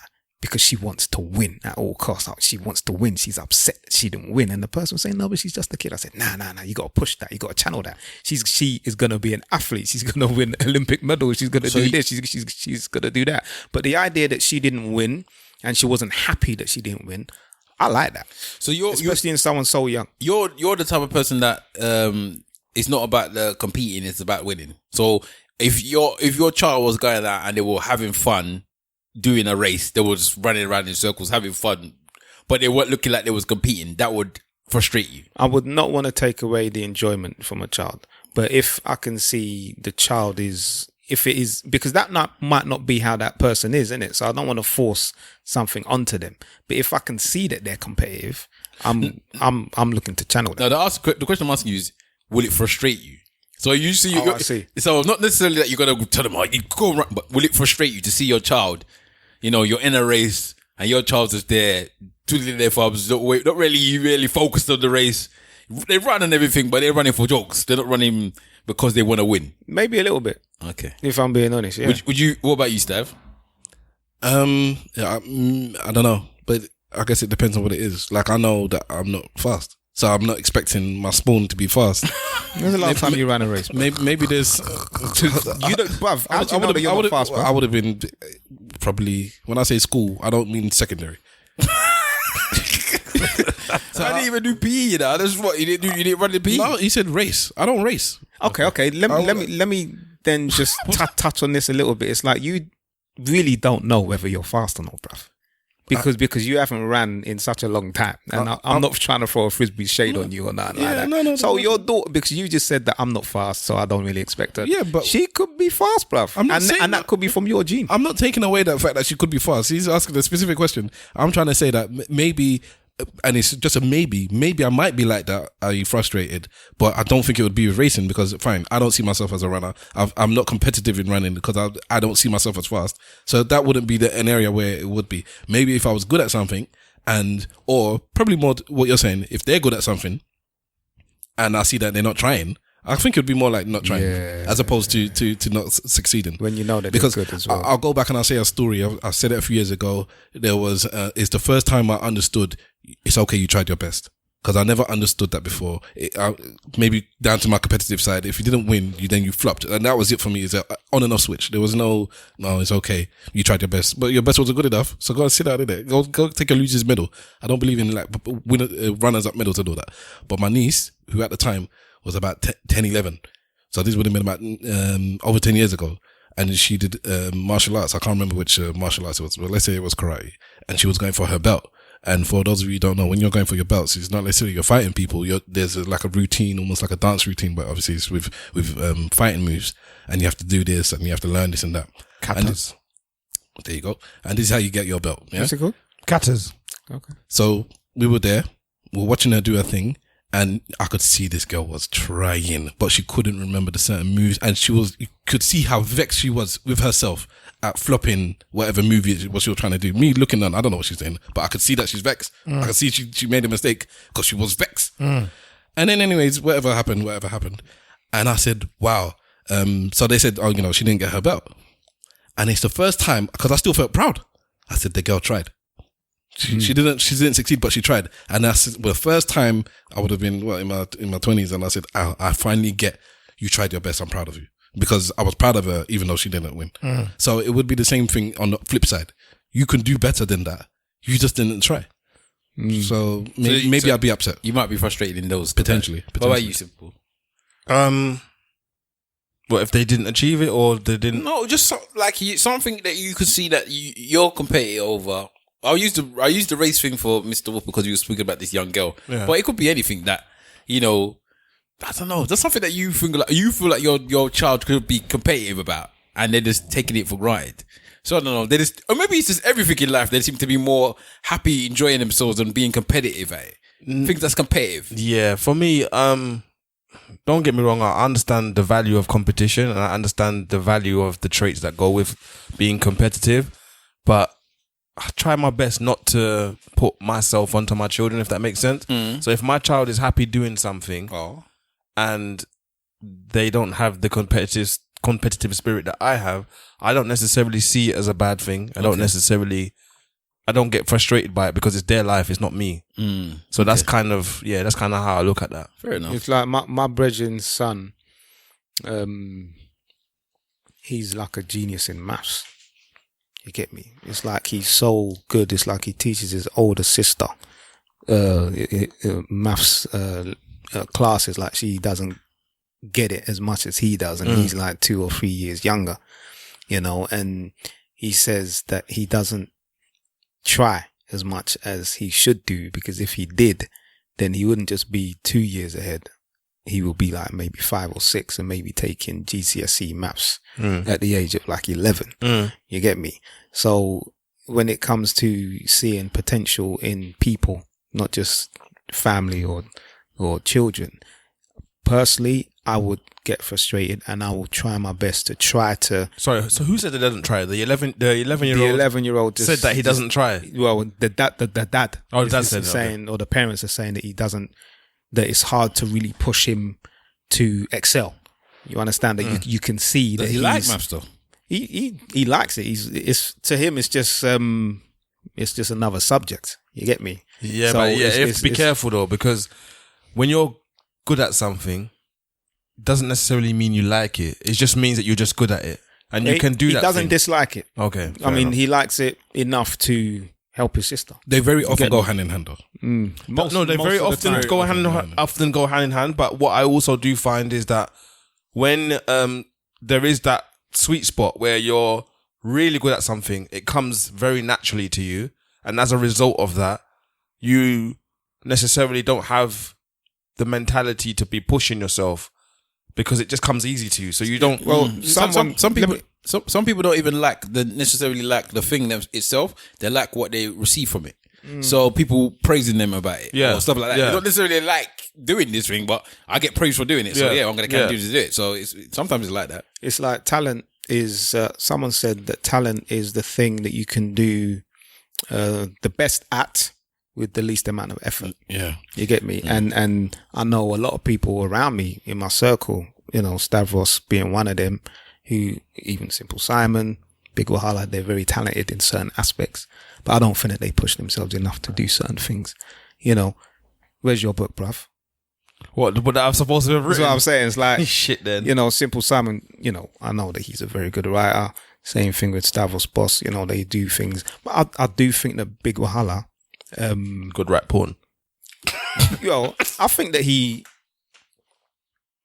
I don't know, maybe perhaps is close to the height of his potential, maybe than the rest of us. Maybe that's how I see it. That he's kind of gone to certain places and done certain things in his career, done some good things, and maybe out of the 4 or the 5 of us on this podcast, he may have reached. I'm not saying that you've reached your potential, but maybe you are closer than to the rest of us, perhaps. If it's to do with work, then throw me out, because I'm not a worker bee. I'm a creative. And in that regard, by all means say I'm that. I'm not talking just specifically about your 9 to 5. So you are a creative. So I'm not talking about your 9 to 5. So it would be your creative side. But then, okay, for instance, let's say this podcast, for instance, like for me to like, all right, when we first started redoing the podcast, you're doing a good job. That's not you actually reaching close to your potential. I think that you're doing a good job. I think you're doing good. No, I'm doing a great job. Okay, but I still think that your potential is a lot further than perhaps what you see in yourself. You know what, actually, I spoke to Mo, my co-host for the other podcast, and I was listening to a podcast. I'm not gonna say what it was, but I was listening to them, and it was a good podcast, but the quality was really poor. And I said, these guys, and I because she suggested it to me, I messaged her, I said, these guys need a producer and an editor, because they were recording remotely, but there's big gaps. So for those of you, a bit of inside baseball, when you're recording, especially over Zoom and stuff like that, there will be times when you're talking to people, and then there's this gap when you're not in the same room, and it's very annoying. And whatever. Waiting for the response. Yeah, and whatnot, or you don't want to overlap people. It's just this song and dance that you do when you're recording, or when you're over the phone sometimes. But you notice on some podcasts. Now, for me, on my podcast, when we recorded remotely, I toss all that stuff out. Like so it might have seemed like it sounds there was yeah. So for instance, on the last episode of the Expansion podcast, there was a bit where somebody's phone cut off, it fully cut off, gone out. But you listen to the episode, you will not know a thing. You will not know a thing. Mm-hmm. So it's that. So I was saying with this podcast, there was so much of those awkward spaces or those gaps. I'm like, they just needed to get rid of it because it properly messed up with the flow. It messes with the cadence. And then, like, so a couple of weeks ago, a podcast that I listened to, they apologized for the fuzz in the background. They said it's really hot. All our fans are on. The computer fans are even on. You're going to hear it, unfortunately, on the mics. Disrespect. All right. So I actually edited like a minute clip of the thing and sent it to them and said, well, it's not hard to get rid of that. You know, not in a bad way. I was trying to be nice. Like, there you go. This is what it sounds like with it gone. And I emailed it to them. All right. And I was almost going to do the same thing for this. Did they respond? No. Okay. Well, it's a massive company. I wouldn't really expect them to. But this other thing, I was almost going to do something similar and say, look, this is how the conversation could have flown if you just cut out all these massive gaps. It was so annoying. But then I realized, I said, you know, I could offer to do it for them. I said, I ain't got the time. I said I could charge them, because Mo is definitely somebody that's saying, you as a producer, editor, you could do that. Like, do that. Put your name out and say. You say more like I did. Just write that whole thing this week about you. Yeah, but she said it beforehand. But okay, fair enough. My brother's also said something similar about many times. You're gonna need to tell me what you're talking about because I don't know what I said on the pod that would lead you to say that. There's nothing I would have said there that I haven't. You're just good. You're just good. You're just better than everyone else. As far as I'm concerned, you are. From what I hear, you are just better than everyone else. Doing what? You've got an answer for everything. Anytime somebody's got a question or a scenario or a situation that involves a podcast, you have got an answer for it. You listen to more podcasts than anyone I know. There might be people that listen to more podcasts than you. I don't know them, but you seem to listen to everyone's more podcasts than everyone I know. You seem to be able to find ways to make people's podcasts better. I think people are. What is going on with you, man? It's better you just do it quickly. Try to sneak it in. Russell. Yeah, I just think that if a big company was, because all these big companies, they're all buying up all these different podcasts, and some of them still sound rubbish. Yeah. I think they need to have somebody like you that should come in and produce these podcasts for them. Say, this is what your podcast needs to sound like. Not necessarily giving them the content or whatever, because people do your content, that's fine. But you need to explain to them that this is how it's supposed to sound like. This is how you're meant to make it. What's the people when they come into a job and they tell you, consultant. I said that, because you should be having a consultant, whatever. Me and I don't know what we call him on the podcast. Me and my man yesterday was chatting about this for the whole journey that we was driving. Like, a part of the journey was discussing how you could potentially make money from doing a consultant via podcasting. So there's so much avenues that you can use your abilities to do, and especially now, because let's be real, like you shade a lot of podcasts for good reason. They could you could use you. And they could make their podcast better. Here's what the scenario that came into. So here it was me, ready to send these people an email to edit a clip of their pod and say, listen, this is what it would have sounded like there. This is what a minute and a half of your podcast instead of 3 minutes. Exactly the same words. I've cut out a minute and a half of just nonsense, over talking and all that stuff. All right. And then I realized I could just do the podcast for them. And I said, do I have the time? I said, if I stretched it, but I'd have to charge. And then I actually thought, how much would I charge? And then I said, forget it. I said, No shade to whoever they are. They don't even know who they are. They could not afford me. I realized that I'd charge stupid amount of money. And maybe you should. You should do that for maybe these. Okay, you said you did it for a big podcast the other day. Yeah. Are there some that gets distributed from another company? It's a big. No, the podcast is not big. I don't know how big the podcast is. The company is a big magazine. Okay, so where did you send it to? The magazine or to the people there? It's the same company. It's the same. Oh, okay, they write for the magazine and they do a podcast as well. Okay, because this is where maybe my drive and your drive is different. I would have been on it because there might be money involved. There could be money there. And I don't know how much you dislike podcasting or doing this stuff. I thought maybe you like it a bit. Like what? Like doing the editing and all of this stuff. No. Oh, okay, maybe. I'm just so good. Like I was telling Mo the other day, I'm so good at editing. It's like, it's not, I don't like, the point I was trying to make is when we restarted doing the podcast, it'll be, it's over 3.5 years ago now. When we restarted doing this thing, what did I say? We all have to take our part. We all have to rotate the editing. We all have to rotate this and that and blah, blah, blah, blah, blah, blah, blah. And then it got onto it. And then after a couple of years of using new software, because I started on this new software, and then it's like, it's so easy. And for me to like send it to you guys, who, no offense, you're not going to do it as good as me. It's going to take you twice as long. And it actually takes me, it's nothing now. I'll do this before I go to bed. This will be done. So it's like, there's no point in me even pushing it anymore. I'm actually that good at it. Not to swell up my head, but I'm actually that good at editing. But a leader is supposed to then push down that, because you might not be around. So you still need to make sure the rest of us know how to do it. And that's where you're failing. But then I hear my podcast, it doesn't sound as good as it should. Then I'm just annoyed. But then you're failing. Even if you want to do it again, you do it again. But you're failing by not making out. You're failing by not annoy me twice. But you do it anyway. Yeah, and I get annoyed twice. Yeah, well, I'm saying I have done that before. You have to allow others to find their way, because if you are not available or there's something meaning that you cannot edit the podcast, you know better than Mugabe. Yeah. Okay, then so who wants to edit this week? I would have edited if you let me know. I could still edit, I suppose. I can still edit. Okay, I can edit as long as you can send me over the stuff. I can edit. All right, cool. But then there's no point me editing because I know how to edit. Okay, then which one of you two guys wants to edit? Well, I already know how to edit. This is the man that hasn't edited at all. Yeah, when's the last time you used this software? Which one? You've edited the podcast like twice, innit? No, it's been done about four of them. I doubt it. I don't remember you hosting. I'm damn sure don't remember you. I've done about 4 of them. If I go on my I don't think he was here when he hosted. If I go on my computer, I've got at least 4 episodes that I've edited. Fair dues. Anyways, this is all nobody was here about this. But that was my point. My big point was that I realized that I would have charged a stupid amount of money, and it's like they can't afford me. I'm not even gonna bother telling them about it. If anybody wants their podcast edited for a stupid fee, speak to Stavros boss. Let's get some money because I want my 10%. Because as far as I'm concerned, any money that is made going forward should come through me also with my 10%. I'm gonna try and get you another job. Let's see if I can get you a job that you actually enjoy. I don't enjoy it. You're gonna enjoy it when you get the money. Yeah, he's got a talent at it, but he's not. But he don't enjoy it. I don't enjoy it. No. That's it, and that's. I think I should be his agent, to be honest. You know, why not?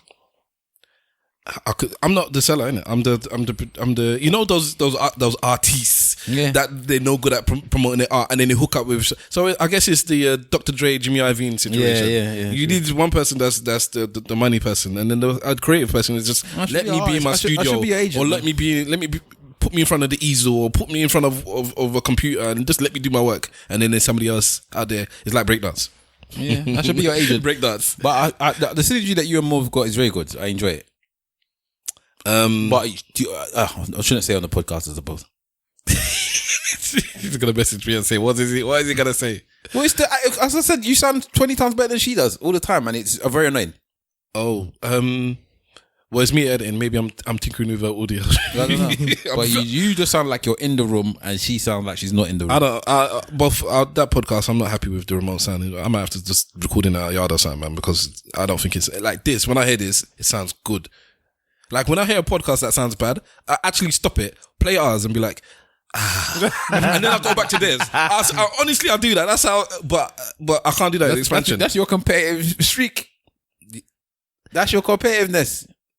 That's what drives me to greatness. Like I wouldn't do this in isolation and be like, it needs to sound. For me, it needs to sound better than everyone. The only time I can be happy if it doesn't sound better or I'm cool is I know this person is in a studio that costs $500,000.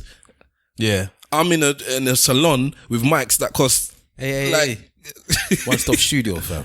Huh? One-stop studio. One-stop studio. Okay, sorry, whatever it is. But I mean, the acoustics in here is not set up for thingy. We got all this madness going on the street behind us. We've got music. I don't know if you're hearing it this episode next door going on. And it still sound better than your pod. The thing that made me laugh is that there's been people that's obviously offered to come and do their podcast here. And I laugh in my head because I'm like, your podcast's not going to sound like us. You could do it here. Yeah, because it sounds Christian. You think, it's going to sound it's not gonna sound like us. You know, as much as I'm saying I'm good, this part of it, the actual setting up and whatnot, I don't think that's not hard. That's not hard. No, it's not hard, but it's not gonna sound as good as us. I don't see the biggest deal, to be honest. I don't think what I'm doing is that hard. Yeah, but then you just said now that when people are in these big studios, it don't sound as good as ours because they've got better mics. What is what they've got better bigger mixers. There's no passion. They're not doing it. There's no passion. There's no drive. Which is why I'm saying it don't make a difference if you do it here or you do it somewhere else. It's not gonna sound as good as ours. The annoying one is because there's some in the UK. There's a big podcast studio in the UK, which a lot of popular podcasts get recorded at, and it's just annoying that they're not patterned up. They're not patterned up, and it's annoying when I hear podcasts from that studio. It's like it don't take nothing to do something. I can send you one piece of free software and it would sort some of the stuff that you're doing out, and it depends what you do that. Because then people get upset and get paid for it. People get upset. Like I message. You offer a service, and if they take it, they do. And if but they these don't, podcasts are bigger than us, man. They're like, shut up. Who are you? Because our podcast is getting more numbers than you. They're winning awards. Who are you, man? Shut up and go and sit there in your corner. So it's like, okay, fine. I'll sit in my corner. I'll be cool. Because for me, it makes a difference. Clearly, people listening to these podcasts are not complaining about the audio. I hear people complain about people over talking each other.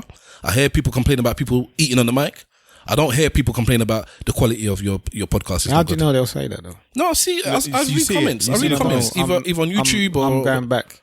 What do you mean? That they'll tell you to sit down. We got more numbers than you. You're offering their good podcast to sound better. When I send critique, I try and do it with some decorum. I think that one, although I would say it nice, it's just it'd be a bit. If I ran a studio, I wouldn't want. I think it would hurt me to hear somebody come and say every podcast that comes to your studio, it sounds soft. Yeah, but you're not just sending a critique. Hopefully, you'll be sending a solution as well. So based on that, then pay me, innit? Yeah, well, that's what I'm saying. Yeah, but it's too, like I said, it's too much. What's too much? Too many hits. I don't have the reason that it'd be too much is because of the time. I do not have. If I wasn't working, then I could do it for like the same pay that I get paid for now. Then that's cool. I'll do that. But I work. I have a child. I have so many things I'm doing. For me to take time out of my day, which I don't have to do that, you have to pay me stupid amounts of money. It's not because it's hard. It's because I don't have the time. And then I realize when people say time is money, time is money. Is that deep? Okay. All right. Well, anyway, You got any questions? Yeah, man. We got a few. Do any of you have stuff? it's 22, man. Yeah. There's all right. So I've got rid of the competition thing. The mixed couples holding hands thing. I'll get down to all right. So we'll have to do some topical things. So I'm gonna suggest we discuss the things that we have to discuss this week because they came up this week. Okay. Which is I want to talk about this British black billionaires thing that Tinie Tempah mentioned that everybody was like chatting about. Famalam. And the Nas album. Okay. So which who's got the interest in what's Tinie Tempah? Tinie Tempah wrote a tweet saying, "In our lifetime there will be black British billionaires." I'm speaking it into existence in Jesus' name. That's Nigeria, right? Now, before I say what the response, many of the responses are, because obviously everybody had something different to say. Mr. Wolf, what is your view on that tweet? He's saying in his lifetime that he's going to see a black British billionaire. I thought there might have been one, but if that's not the case, I think he's just trying to put some positive energy out there. I don't see nothing wrong with it. I'm sure that he would have got castrated for everything. You know what I mean? Like he got some kind of negative comment about it, but he is just trying to put positive energy out for somebody to catch it and then to take it. But obviously I'm sure that there's a few people that are not of our skin tone that would have taken offense to it. No. Okay, all right. And even people of our skin tone. All right. Simple Simon? What do you think of the tweet? I think you heard that. What's your view on what he said? I think the tweet was, this is what people complain about. And Jaffa cake he's eating there. I think full moon. I think he didn't do his research before he put the tweet out. In terms of there are British black, I think there is. I know of at least one. Okay, really? His name is Mohammed Ibrahim. He's not British. He was born in Sudan, but he's British. But he's not British. And I used to work for him. He's not British. Oh, snap. He's African. Yeah, I know he's African. Okay, all right, fine. I mean, yeah, but he's not British. He's not like a British-born British thingy. He doesn't claim to be British. I hear that, but so he wasn't born here, and he doesn't claim it. He's got British citizenship. Fair enough, but he's on the list as a being finger. But yeah, more to the point, the reason why I kind of laughed is because I think America's probably our only other example. Well, no, worldwide, if I'm not mistaken, in 2020 there are 14 black billionaires. Of those 14 black billionaires, worldwide. Official. Official. 14. Of those 14, really? 1, 2, 3, 4, 5 or 6 of them are African Americans. All right. There aren't any British people on that list. Let's look at the African Americans.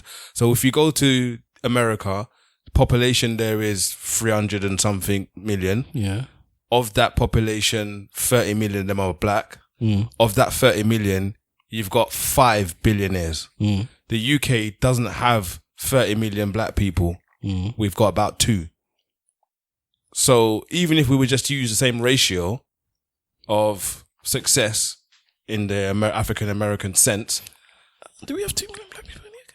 Yeah, it's about 2 million. It's like 3%, isn't it? Between 3 and 5%. I thought there was more, but I could be it's between 3 and 5%. So it's about 2 or 3 million. Let me see the population of the UK. So basically what I'm saying to you is if you use the same ratio, like it's going to be very unlikely. We would have to 10 times the black population to even start seeing UK black billionaires. All you need is one guy to do one tech thing. That's it, bro. Yeah, I hear that. And I'm not saying that it can't happen. I'm just saying unlikely. It's unlikely. Okay, improbable. All right, fair enough.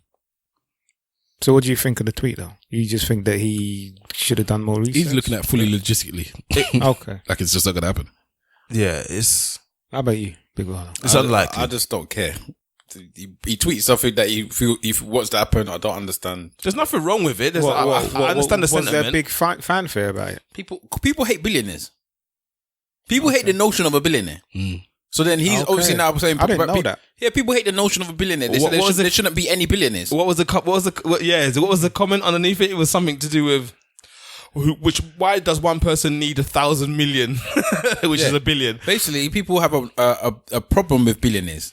They said there shouldn't be any billionaires. If you get to that amount of money, you should be spreading your money out to others. You should never have a billion, let alone billions of billions, let alone trillions. I think that's just nonsense. It's like, you know. Do you know how much? Do you know how much? I get what they're saying, but it's still nonsense. I think that it's nonsense. But I also understand that there are people in this world right now that could end world hunger and still have billions. Perhaps. And they will. So I'm not saying that it's their responsibility to end world hunger, but you can end world hunger and still have billions. Yeah, if all the billionaires in the world got together. It's because I think he's talking about one person.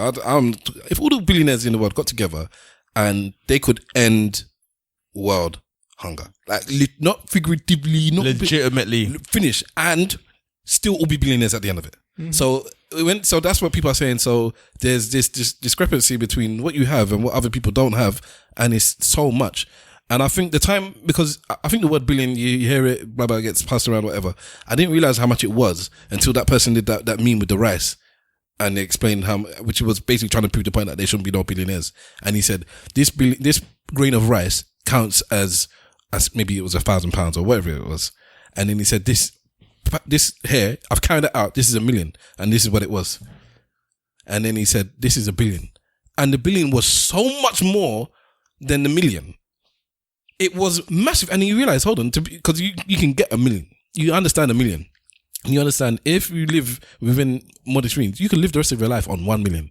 Yeah, in any country in the world, you can live the rest of your life on 1 million. 1 billion is 1,000 million. Mm-hmm.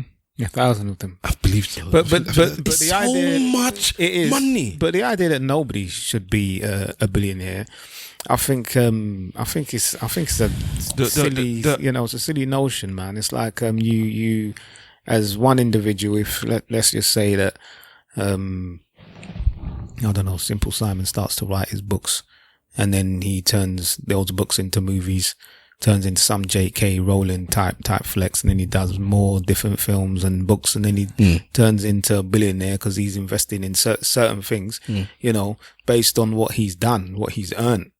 His craft, his talent, and things like that. He shouldn't be a billionaire because he's earned the money. Yeah, but I'm in a legitimate way based on your talent. I'm a bad example. No, but I'm just saying that there are a lot of billionaires who are like you and me who have become billionaires just based on smart investments and based on their talent. People always say that whoever's become a billionaire have done something along the way to get to that point. I don't know how true it is. But I would say that for you to become a billionaire, you would have to have done some dark arts. Well, J.K. Rowling is a good example because she's a billionaire. Is she? I think so. She's not a billionaire. No, she's not a billionaire. But she's close to. Sorry. But if she became a billionaire, but she's not far. Then it would have just been from her art. Making her art and selling it. Yeah, she's not. So it wouldn't have been because people are saying that exploitation is the foundation of becoming a billionaire. Yeah. Somebody out there is being exploited to make you that money. You are not just printing a book or whatever. Yeah, but somebody's working themselves to the bone. That's how capitalism works. Yeah. She's worth 650 million. Okay, so. My bad. Yeah, so that's how capitalism works, basically. So in order for, it's like the great yin yang. In order for you to be a billionaire, someone has to have abject poverty in order for that to be a reality. I don't believe that. I think that I understand that has happened many times. It doesn't have to happen though. Pardon? It doesn't have to happen, you're right. Yeah, it doesn't. It's like you could pay people correct wages. Yeah, no, it can be done. But you won't be the billionaire. Yeah, of course you can. No, that's like saying you can be a billionaire by paying the rate of tax that you're supposed to pay. It doesn't happen. If you let's use the Jeff. Let's use Jeff, yeah? If Jeff paid his employees, every single one of his employees, everywhere that he has an employee, the minimum wage for that country, I guarantee he will still be a billionaire. What do you mean everyone? Everyone that is everyone is employed by him. But everyone is getting paid minimum wage. No, they're not. Who's he paying that's not getting paid minimum wage? Who? Jeff Bezos. Whoever is making his Kindles or his this thing, you think they get paid minimum wage? What you're saying that all Amazon employees get paid minimum wage? I would assume so. What are you talking about? There's Amazon head office in central London that they get paid very well. He's saying at least minimum wage. Sorry. Okay. Sorry. I'm saying there's people that saying make, the opposite. I'm saying there's people that make those Kindles. They make all these electronics that probably don't get paid minimum wage in their country. Yes. So, well, less than minimum wage. Let me not argue because I can't talk. Less than minimum wage. I'm talking about them factory workers that are not getting paid what they're supposed to get paid. Okay, yes. Yeah. My point is, I come to know that $1 billion is a big number. Like you were saying, you don't realize how big it is. But I come to realize $1 billion is a big number. Please give me one of these facts. Yeah, it will take you, if you wanted to count to $1 billion from now, and you started right now and saying a number every second or whatever it would take you 31 years to count to $1 billion. I'm not even joking. That's mad. It would take you over 31 years to count to. Really? 31 years, 251 days, 7 hours and 46 minutes and 40 seconds to count to $1 billion. Somebody said if somebody during that after the pyramids were built, after the pyramids were built, if somebody collected $10,000 a day from then to now, they still wouldn't be as rich as Jeff Bezos. Yep. Every single day, just after the pyramids were built. You know what would bake your noodle? Like, what? Do you know what will bake? That's how much money? $10,000 a day. You know what will bake your noodle? If you try to count to $1 trillion, it would take you 30,000 years. Wow. To count to $1 trillion, bruv. But you know, we know that it's a big number. But it's not a big number. It's a fucking big number. Gargantuan. How about that forward? It's a gargantuan number. But I'm saying that not all of humanity is evil. I'm not saying that you can become a billionaire. It's not about humanity, with clean money, with morals, with dignity. I don't know, and not throwing shade. It's possible on anybody. But it's possible, but it's improbable. But I don't understand why people have a problem with Tinie Tempah just wanting better for his black people. I don't understand it. I don't have an issue with that either. It's a bit naive of him to say, but I think it was nice. He's just putting out positive. This is positive energy. It was nice. This positive thing, man. Not every minute negative. Every 5 minutes negative. Me, Stavros, I'm claiming it, but I'll claim it. If you don't, let me read some of the comments underneath this tweet. All right. So I used to be on the billionaire hype, but I don't think they're justified in a world where people struggle to eat day by day. Okay. Somebody else rebuking this. Hoarding wealth, whether the person is black or not, is wrong. Hoarding it. Billionaires should not exist. These are all black people, by the way. So do we need more people hoarding wealth? I'm all for black prosperity, but a few black billionaires is not a sign of progress, unless, of course, they're sharing that wealth. Now, you have to understand something, people. People that keep using the term hoarding wealth, yeah, there's a really interesting thing that happens with numbers, especially with money and finance. There comes a point where it becomes easier to make more money than it does to not make more money. Mm-hmm. That's just a fact. When the compound interest starts to bounce on you, it's easier to make money than it is to not make money. It's what I was talking about with my man in the WhatsApp group the other day. Yeah. When I said that there's a level that you cross over. Yeah. And once you're there, it's sometimes it's a bit demeaning to look back on people and say you should be doing this because they're not in the same bracket as you at all. Like fully, yeah. Because like I'm listening to it's a Moneybox, it's BBC financial podcast, and I listen to them every week. And right now they're doing a period where people are doing couples, or it could be any kind of relationship, but financial counseling. So they go to a counselor and they talk about finances. And the one I'm listening to today is it's a man and a woman. And they earn the same wage, but she's younger, and she was single and had no responsibilities. He had a home with an ex-wife and a mortgage and 2 children, and he was paying child support. And when she came, she started to help him pay his child support, even though they have the same wage. It's just she had so much extra money at the end of the day, and he didn't. So blah blah blah blah blah. And they were talking about this stuff. And they're saying after they pay all their bills, he wants her to treat herself because he feels very guilty that she's paying half the mortgage in the house that she didn't. You know, my ex-wife's name is on the mortgage. Yeah, not hers, yeah. She's putting money towards this, but she doesn't spend any money on herself because anyway, blah blah blah. But then his idea of splashing out is when we pay all our bills and there's £60 left over, I wanted to spend it. And in my head, I was just stuck on it. There's £60 left over after you paid all your bills. That's what's there. So you're saying spend it. So maybe I'm wrong. Maybe I misheard it. Maybe I read it wrong. Maybe you meant after we saved and all whatever. But just that £60 for me was just like, I was just like this. My head was shaking. I'm like, that is not leftover money. If I have £60 after I've paid everything and that's all I have, then that's not leftover money. That is, because that's going somewhere. Yeah. There's no way I'm spending that. It's going to go somewhere.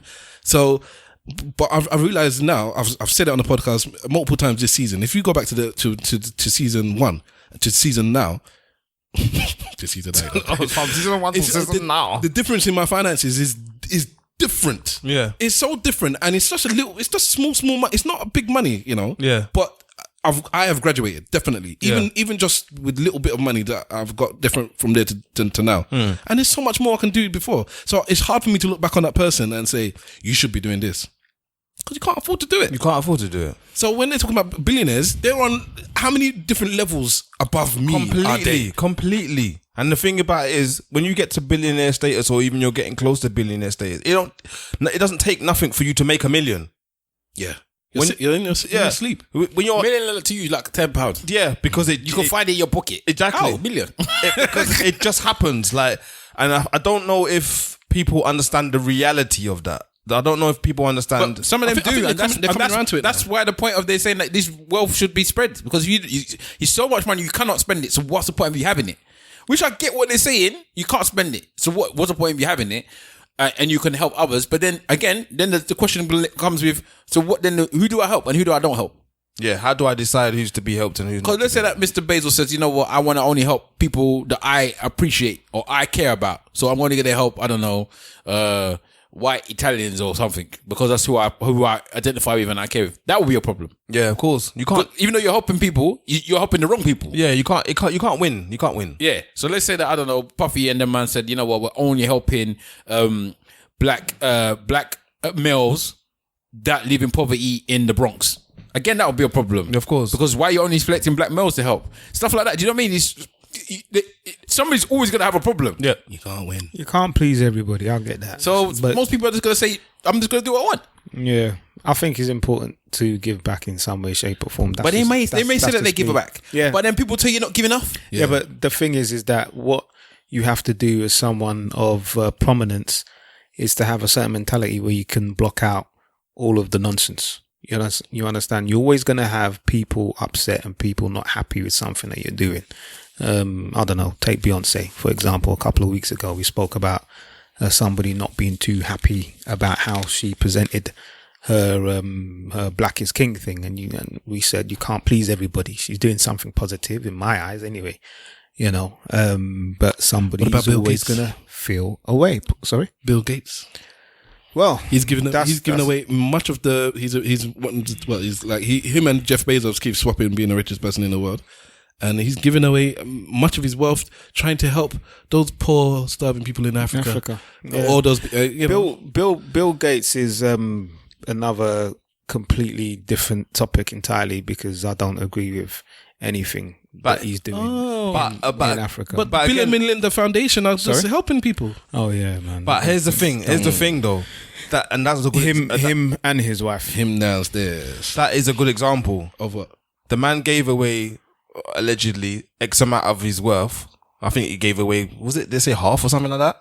No, I think when he dies, his children are not. It's like he's leaving them with relative. Obviously, for us, it'll be tons. But in terms of his wealth, he's giving it like basically like 90% to his charity. So it's all going to the people. But but he also did a thing where the reason why they kept swapping lists is because he kept giving away money, didn't he? He kept giving away like large sums of money. I'm not sure about that. Or whatever. But again, it proves the point that he's giving away money and he's still managing to get back to the top of the richest in the world list. Because after you hit the threshold, it's mad.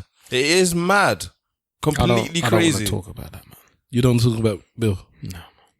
Raw. Well, so here we go. So for me, it's a lose-lose situation. You make the money, you're giving it away, you're helping people, you're trying to fund vaccines and whatnot, and people are not happy. All right. So on that list of blacks is Michael Jordan, Kanye West is on there. Oprah Winfrey's on there. Kanye West is a recent thing, and they're still questioning some of them. They apologized to him, and basically because he said he was billionaire from a long time ago. Yeah, they say that. But then now this Kardashian thing's come through. I bet you they're gonna revisit Kanye again as well. Forbes is. I don't know what Forbes is. So it's Jay-Z, Kanye, MJ, Oprah. Who's the other person? Is Dre on there? No, Dre's not on there. He was never a billionaire. He never made it to the billionaire. I don't think it's Tyrese and his big mouth that will say what you were saying. Well, he got 7. Dre said it. Yeah, he never made it to the billion status. Okay. He's close enough. It's close enough. So, like I said, it will take you 30,000 years to count to a trillion. It's a big... And Apple's worth 2. Can I ask you very quickly then, if you had $1 billion and you had to give away some, how much would you give away? It'll depend. It could be as little, as much as you like. Depends what and who I'm giving the money away to, innit? Okay. It's your choice. 500 million. All right, Wahala's giving away half of it. And I can get my money back, yeah, innit? You can earn it. Yeah, 500 million. Yeah. Or you could get your money back because then get that 500 million back. Well, I could still be doing business. The thing that got me to the billion, I might be able to get back. Or just by, as Simple was saying, compound interest on them. You get your money back soon. Yeah, for me, it will be something similar to Big Wahala because the kind of things that I would give it away to will probably have me having red dots on my back anyway. But definitely back to the community. Terrorism. Okay, Mr. Wolf. Definitely back to the community and to enhance my black people. No doubt about that. Okay. Simple. I don't know that I would give it away. You have to. Oh, you've got to give it away. Yeah. Then you can tell me, but it could be as little as you want. But then you can tell me what you're going to do after. Oh, okay. If I'm just going to give it away, then... What did you say? Half? You said half, basically, innit? I give away half. These two are giving away half. As far as they're concerned, they can re-up. They can live on the half anyways, but if they want, they can re-up. Yeah, I don't know if I'm going to give away half. It's up to you, bruv. Yeah, I don't know if I'll give away half. How much? I don't know. How much? I'll probably see I can do 20%, 25% maybe. Right. So what about you? I'll give away £1. Because I don't want to just give away the money. This is what I was coming to. There's things I want to do with that money, which would uplift everybody. That's the point I'm coming to. But that doesn't mean I'm giving it to you. Yeah, but that's part of my giving away. No, I kind of thought like that as well. That's fine. I'm not. I thought I would give it away to things that I want to do. So it's not for my benefit, basically. No profit. Yeah, to me, I'm not giving it away. I would then be building. I'd be building. So I'm thinking of something I'm giving away the money to that I do not receive profit from. That's all right. I'm the same then. I'm not necessarily gonna. Oh, it could even be I could make money from it, but it's all to do with uplifting, and it's to do with I'm happy to lose the money, but I'm not giving it away. You sure you're not gonna bet on rifle shooting or? I would choose. I would choose either a town, a village, or a state somewhere. Back home. Yeah, and I would then decide that I'm going to mold this place. Mold it. I'm going to mold it from the darkness. Yeah, I'm going to mold this place and make it into whatever. Yeah, whatever. I've got a very dark question. Mr. Very, very dark like Mr. one. Wolf, Stavros I would want to do something, but I would probably be murdered before it happened. That's what my question is along those lines, but it'd be very dark. I'm dying before it happens. Very, very dark. Go on, let me hear. Yes. If you could take a percentage of that money, potentially murder some leaders because just to clear them out, would you use that money to do so? So you're basically talking about what's his name, Rollins. Them type of style there. The only way you can get rid is by they're refusing to get paid off. They're refusing to leave, basically. You know, and the mad thing is, only way, and you know that this is only way is gonna uplift your whole people. You pay a couple, I'm more likely to do that than to lie. Okay. It bothers me more to lie than to X out some people where I feel it's bothers you more to take life. So it bothers you more to lie than to take life. Well, he's never taken life. No, but that's what we're talking about. Yeah. Then if I had to take the life with my own hands, then it would be the other way around, I'm sure. But if it's paying somebody else to do it, especially if it's very, very far removed, very, very far. No, I'm paying the person that's killing as well. It's done. It's some 12 different levels in front of me before it happens, then yeah, I don't like lying. Whereas if I heard somebody died and because of that person's death, now the country is doing better, and it don't even have to be a black country or Africa, it could be any country, like whatever. That don't bother me at all. This is nothing off my back. At all. I mean, the idea of, uplifting your nation and knowing, you got your crystal ball or whatever, and you know that your actions are going to catapult your country into the stratosphere of e-commerce and trade and all these kind of things and tourism. Would you do it? I cannot confirm or deny these allegations. Or deny. As a Christian, would you do it? I cannot confirm or deny. I don't know. Ultimately, I couldn't. You wouldn't? No, and the reason why isn't because of any moral implication, but more of the fact that this is not the type of thing that ends. What we're talking about here is people, and people have families. And you could then, I wouldn't do it because potentially I'd be just as bad as them. There's some of that, but there's people have families. So I didn't say I'll do it, by the way. Yeah. So that leader that you want to take out has a wife, has children potentially, and they have to now see that their father was taken for whatever reason. And they might not have cared about all of the murders and whatever that their family's been doing. I don't feel sorry for the family. No, that's not the people I feel sorry for. I hear that, but my thing is the judgment isn't based on the person that you're taking out. Is for me, is based on that person plus the other. I hear you. That would not even. How about me. yourself, Big Wahala? I've already just answered.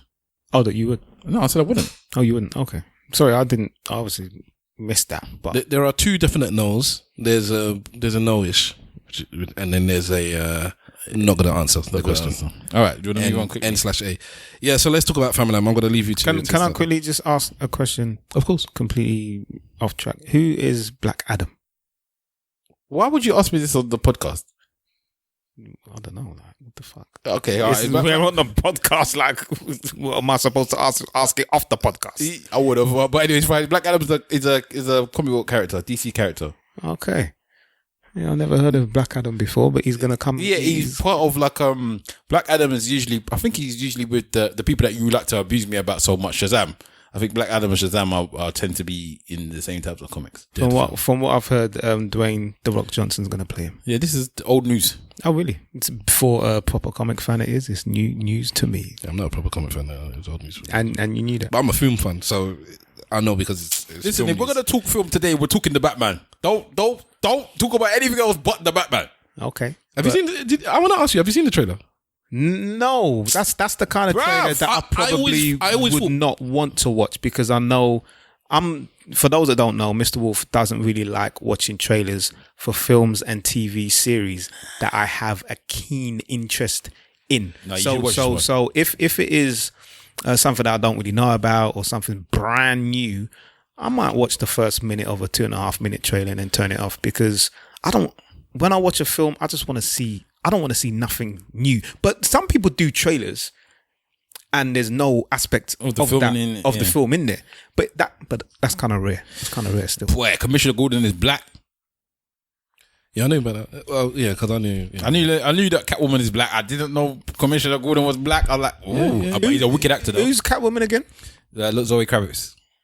Yeah, she looks good. I knew. Did you think Robert Pattinson was going to be good? Because I thought he was going to be alright. Because he's a good actor, and from when they said he's going to be the Batman, I said, yeah. I thought he's alright because he's a bit like one of those dark type characters. So I thought he'd be alright. He's in Tenet as well, isn't it? Yeah, let's see how he's in Tenet. But yeah, I thought he was going to be alright, but he looked good. But I still want to see Ben Affleck, man.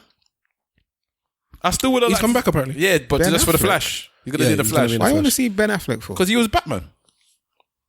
He's rubbish though. Nah, he's not rubbish. The films he were in were rubbish. He's not rubbish. I don't think he was. The films he was in were so bad that like I was not invested in him at all. But I was very interested to see his Batman. For me, he was fine. He was fine because he was meant to have his own Batman film that he was going to direct. Ben Affleck was, and as a director, he's a good director. He's very good. The films that he directs were bangers. And he was going to direct a film, and then it all fell through once everybody. Do you bleed? Did not. He's got bars, man. He asked Superman, "Do you bleed blood?" He asked him, "Do you bleed?" Are you gonna tell us about Famalam? Oh, before we go to that, just in case I forget, happy anniversary, Mrs. I'm in the middle of my what did they call it? Tradiversary? No, this traditional anniversary. There's a term. I've heard this. I've never heard it. A who anniversary? When the traditional anniversary. Traditional anniversary. I've never heard this. And the white wedding anniversary. I've never heard of that before, bro. Well, I have. I'm in the middle of the two of them now. And happy anniversary, Mrs. So by the time this comes out, my anniversary will just be coming up. My next one. Okay. Congratulations to you. 5 years. 5 years. 5 years of happily married life. Yeah, man. Congratulations. It's going quick, man. So 5 years ago, we was in Brazil. And Brazil. Well, before it was May, innit? And so that thing that we said we did, all that was one of my anniversaries. I was out there with the lads playing darts, bow and arrow, betting with the man them on my anniversary. And that's the kind of life I live. I felt like a bastard, but I enjoyed it too. Big Wahala, would you like to come in with the last point before we start maybe talk about Nas a little bit? Your missus didn't care, did she? She not fast, man. She not fast. We need women like that. Oh, sorry. Everyone's different. There's things that are important to her that for somebody else is not important to. So but that there is that's major. That's major beans. The anniversary is more important to me than her. So that's just the way it is. So if she went ahead and did something, would you have a hissy fit?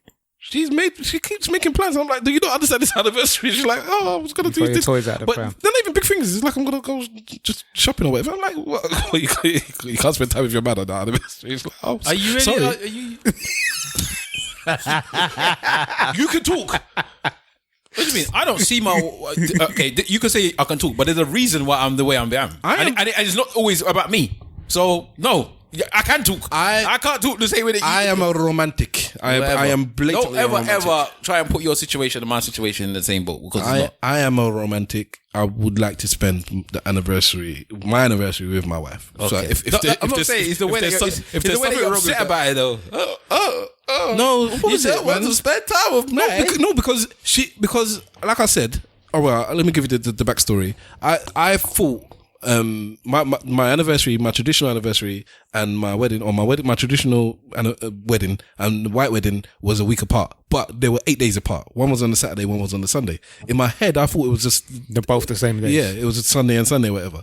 So in my head, I know that my thing is on one day, and then I thought, okay, the thing was the week before, but it wasn't. It's the weekend, the one day before. So when you were talking about going to your thing, at first I thought that rings a bell. I think that's my anniversary, and I thought no, it's not the week. It's not the week before the thingy because I definitely know the second anniversary. So I said that's right then, and then it's just the day before the anniversary. I said okay, what we're gonna do on our anniversary? The traditional one to the missus. She's like, well, you're gonna go out with Mr. Wolf and them mans. I was like, no, that's the day. She's like, no, I think that's our anniversary. But that's the point. She said, I think. So we were there looking back on pictures. That's how we checked. We went back on the pictures on Google Photos. She's like, okay, you're right. But then she's like, yeah, but do your thing. The point was, she's like, I don't care if you're with me on our anniversary. I was like, shouldn't you care? Like, why? Shouldn't you every other day? Like, I don't get it. Sorry? Like, she's with you every day. Like, so what is your anniversary? What's the difference? You don't think you should celebrate an anniversary? I don't care. What about birthdays? I don't really care that much about your birthdays either. I'm not. Look, I'm not massive on celebrating stuff like that, but I just feel that. It's because I just expect a woman to want to do stuff. Exactly. That's what it is. Because I know for me personally, it's not the biggest deal. It's like I'm scrambling. Like I've been so busy this month. I've left it right to the end before I even figure out what am I going to do for the anniversary. Because it's not the biggest deal in the whole wide world. We live a happily married life. We don't have to like like you said. A big deal, like. But I expect women to want to do something. So it's like, well, you're telling me, yeah, I don't care. Let's do what you want. Just do what you want. It's like, you don't care. Because she spends the day with you, especially during this lockdown period where all you're seeing is your black face every single day. Like, you want me to spend an extra? What's so special now? Maybe that's what it is. Listen, I'm like, don't you care? How about the last few years? I mean, it would have been like that in the last few years as well. I can't remember what we've done the last few years. Exactly. So what's the difference? I really can't remember. That's good. I think 5 is something. Not to speak that it's not, but it's just... Speak about Famalam, bro. So you don't know what Famalam is? I've sent you the video. Did you watch it? I didn't know. Oh my God! Am I right? Should I be offended like the way you are? Yes. Every single time be offended. Every time that you're offended, I don't watch one of your videos. Yes. It's so bad that Mr. Wolf actually sent a voice note the other day, and I listened to half of it. I didn't listen to the rest, and by luck, I managed to still catch the rest of it, or I would have got the thing he wanted me to do. That's how much I don't listen or watch things It was food. in group chats. It's because of food. It was an instinct. Yeah, maybe maybe it's true. He's right. I know. My blood just went to me. Something's wrong here. But anyway, so Famalam. So Famalam is a show that comes on in the UK, BBC Three. It's a sketch show. It's a sketch show created by some black creatives. Some black creatives. But that's the truth, though. A lot of them, from what I know, tend to be of African descent. Right? Nigerian seems to be predominantly the people, but there's a few mixed race people in there as well. But anyway, yeah. So it's a black sketch show, and they have been releasing some content for their 3rd season. And one of the videos that they released was of a Jamaican version of Countdown. Oh, that video. So you have seen it. So you watch it from somebody else. I haven't seen it, no, but okay. It's been going around. All right. So in this particular video, I don't know if anyone wants to play it or not. I don't know if you can bother to play it. Yeah, I'm gonna find it now. But in this particular video, they basically have a Jamaican version of Countdown. Countdown is a show where people go on and they do stuff like maths and spelling. It's meant to be for intellectuals that go on there and they do maths and spelling. There's a new version now, which is a comedy version anyway, which is quite funny with comedians that do it. But even then, they're very intelligent comedians most of the time that are actually the hosts or whatever. Yeah, 8 out of 10 cats. They do it. That's Countdown. But you're going on there, you do maths. So they'll give you some numbers, you have to make up a number, or they'll give you some letters, you have to make up a word within those letters. So it is meant to be quite an intellectual show. So these guys have made a play of it, and they've made a Jamaican version, and Steph's going to play some of it now.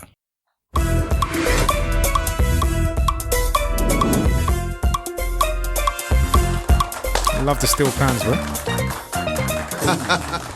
Yes, and welcome back to Countdown, the game show about spelling and ting. Sean, tell me, girl Carol, which letters you want on the board? All right then, Carol. Ooh. Well, I'm Carol. I can put tool picnic in your barrel. Give me a vowel. And another vowel. And a consonant.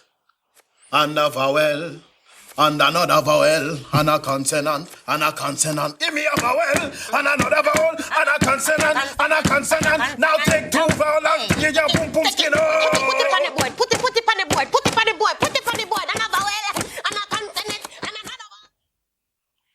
I ain't playing the whole thing. No, because I know I wouldn't sit there listening to 2 minutes of nonsense on the podcast. Anyways, carry on. Yeah, so basically you got a little bit of an idea of where it goes. Well, you didn't actually get so much of an idea because it gets worse. So basically they eventually get to spoon things like spelling words, and they're spelling words incorrectly. Oh, that's the thing that really bothers you. They do things like spelling words incorrectly. Okay. The Countdown actually has the big thing about Countdown is that it's called Countdown. So they have a countdown.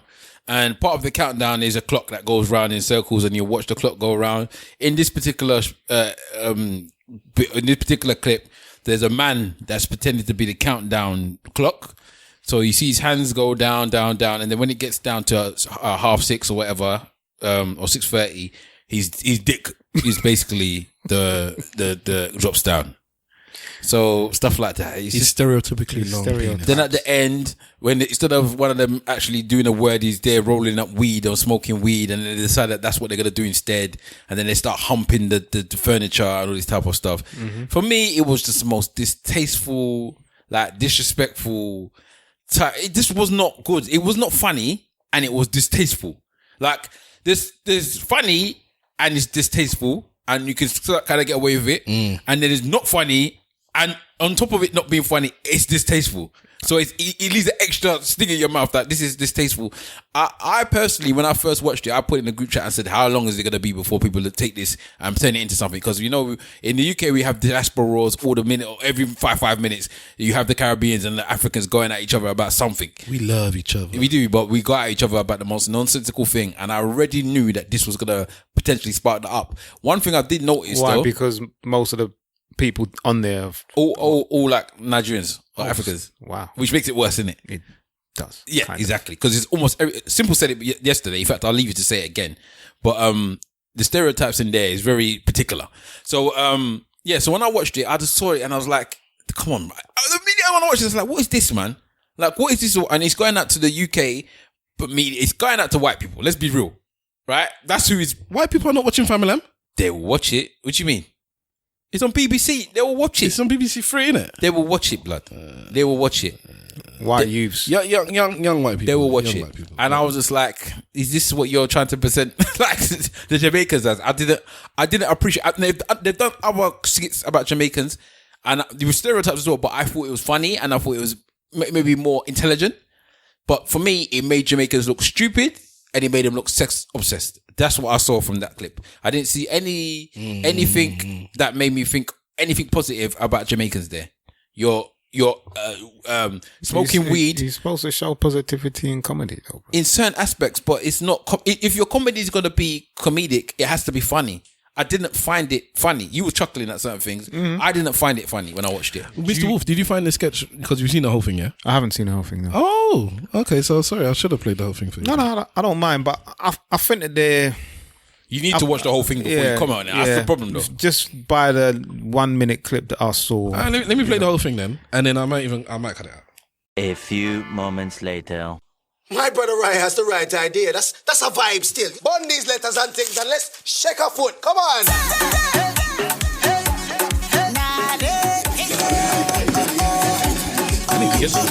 Now they're dancing and doing the madness. Is that it, yeah? Yeah. I didn't even get to that bit. Yeah, go on. I don't, maybe based on what Big Wahala said, maybe I didn't, it was all fresh when I first saw the clip, and I was chuckling at certain bits at the beginning. Maybe I would have done so at the rest, but there's a lot of people that will find that funny. And, it was, and also I understand why you felt it was distasteful and just disrespectful. But Simple, go ahead, bruv. Well, there's not really much for me to say. Like, I didn't find it funny, and I could see the problem with it straight away because I looked at all of them and I was like, from what I can tell, all of these men is Nigerian. Fine, and I'm not delicate in it. Yeah, like I laugh at fuckery, but this one wasn't funny, and two, it's like comedy's supposed to be clever as far as I'm concerned. Mm-hmm. And the stuff that I laugh at when it comes to comedy is clever. And this just wasn't clever at all, in any way, shape or form. It did nothing for relations. It just wasn't funny. But a lot of comedy is stupid comedy. People laugh at stupid comedy. And, we've had people take the mick out of Nigerians for ages. You'll go on the Real McCoy, and I can remember, I'm sure there was a sketch on there about African folks. And no, there's one African man in it. Yeah. And what was he? What was the joke? What was the actual joke? I can barely remember. The actual joke about that man was that he was always studying. Yeah. What is a really big stereotype about that? Or negative stereotype about that? I don't know, that you can't move forward. Perhaps. No, because he not only was he always studying, but he had degrees. And he was also, the thing about that man was he was also always putting down people below him, innit? He was putting down the rest of them. Yeah, you are stupid. You are stupid. That's what he's thinking. He was telling other people that they are stupid. He was being mocked, though. You're laughing at him. I'm not disputing that you're laughing at him, but his whole thing. In fact, the stereotype goes with what they're actually showing there now. They stereotyped this man as basically an African man that was educated, and he was mocking probably more Caribbean men or whatever his people around you, calling them stupid. You're all stupid. Blah blah blah. You lot are stupid. So basically, he's doing what these lot are doing now by showing Caribbean people as Africans, showing these guys as being stupid. But haven't we said that there shouldn't be no boundaries when it comes to comedy? I never said that. I've never said there should be no boundaries. Because I guarantee you, if a white man wrote that, you wouldn't be saying there should be no boundaries. No, I'm just asking if we said that. I would never say that. People said that on this podcast. Stavros has been a big proponent for free speech. I don't like gagging orders. I don't like people saying you can't say this, you can't say that. But on the other hand, there is such a thing as taste and some decorum. I do think that I like outright. I've said that you can push, especially in comedy, you can push a lot of limits. You can push a lot of lines if you're funny enough. They're not funny enough. This one, unfortunately, for them, it wasn't particularly funny. So then what you have is this it's like a blackface double kind of thing. And that's what it come across as. To me, it came across as, I don't want to use the word, but I'm going to use the word. It came across as cooning to me. I was just like, this is ultimate cooning now. Like, this is like, you have now identified a set of people within the monolith of us as a people that are going to be the lambs to the slaughter for this ridicule now. Yeah. For instance, who's the white comedian that's married to the black woman that makes jokes about the difference in races all the time? The American guy. Yeah. I can't remember his name. He has jokes where he talks, he breaks down, he deconstructs black people and why you do this. So for instance, he's got this thing about, when I hang out with black people, I have to change my clothes every time because black people will laugh at me if I wear the same clothes because they change their clothes every single day. They have 100 pairs of trainers. Black people are laughing at that. Yeah. He's mocking and you're laughing. I'm laughing because I can relate to what he's saying. The same thing. Like if my trainers are not matching my stuff. Because that's a positive stereotype. It's not. Just say that your clothes are so important to you that if I come, he said, for me, I'll wear clothes. We want to look good. But that's so. That's what he's saying. The importance of looking good is more important than anything else. All right, I'll give you a better one of his jokes that I think is hilarious. He says that until he started dating a black woman, he mentioned black don't crack. He's like, that's a myth. Black does crack. The only difference between black and white people is that you people moisturize your skin. And we as white people don't moisturize our skin because we don't have to. As black people, if you don't moisturize, you look ashy. It's very easy to know that you haven't moisturized. Whereas white people, it wasn't until I started going out with a black woman and then she scratched her nails on my skin and all this ash came out. She's like, that's ash. You need to moisturize. So then he said, wow, there's a difference between black and white. And then he carried on going on. He's like, the same way that we missed that meeting where white people, you need to moisturize, black people missed the meeting that you shouldn't have unregistered guns in your car. Black rappers, what is it with you and having guns in your car all the time? And at the time, it was a thing because it's an old sketch where mans kept going to jail or kept getting in court for having guns in their car, taking into account that in many states in America, you can legally own a gun. So why is it you have a gun that's not registered, not legal? It's like, what is it? Why are you going out of your way to do that? So then he had this really funny bit that I'm not going to spoil at the end of the sketch where he pointed it out. And everybody's laughing and he's mocking characteristics. And this is a white man doing it. But because it's so funny and because he's just touching on elements of truth, you accept it and you laugh. Whereas this is just caricature. That's pure, what it is. I'm going to take these stereotypes of Jamaicans and hyper escalate them. And it's just. And then I'm not even going to be funny when I'm doing it. Listen, they released another one today of the two Rasta bands. Yeah, have you seen it? The two Rasta bands, and they're basically fighting over white chick. Yeah, the same thing, but they're getting married. One of them's getting married to one, so they're fighting over the woman again in the wedding now. That one is hilarious. Like, that one is super funny. And you could see that they're the same characters. Same, obviously, they're doing the stereotypes of Jamaican men. I don't know why they keep using Rastabans, though, because I don't know. But either way, right? So, and that one was hilarious. I don't think people are going to complain about that one, because that one was actually funny. Well, let me look and see if people have complained about it, actually. There may be, but I find it hilarious. There's also another one. Complain about everything. But then that's the thing. The one that you posted in the group today was from Famalam. Oh, is that Famalam? Yeah. That's hilarious. It's about a woman who's in some kind of a board meeting, a black lady, and it's full of white board members, and she's the only black person, and she gets a drill birthday presentation. What do they call it? They call it telegram, innit, or something? A drillagram. A drillagram, yeah. Drillagram. So her boyfriend sent these drill rappers to give her a birthday rap right in the middle of her important board meeting. And it was very funny. I found that hilarious. The first comment is, you man should have led with this for the promo. And then as I'm scrolling down, all I'm seeing is, yeah, this is funny, and but there's a reason. Yeah, I see people keep mentioning Nigeria, so there's a reason. Okay, there's a reason why it's funny. Like, nah, this is hard, or blah blah. So yeah, I haven't seen a negative comment because it's funny. This one, maybe they paid people to. No. When you watch it, you'll see why people are not as offended by this one than the other one. But you can watch it after. Anyway, we ready to round up.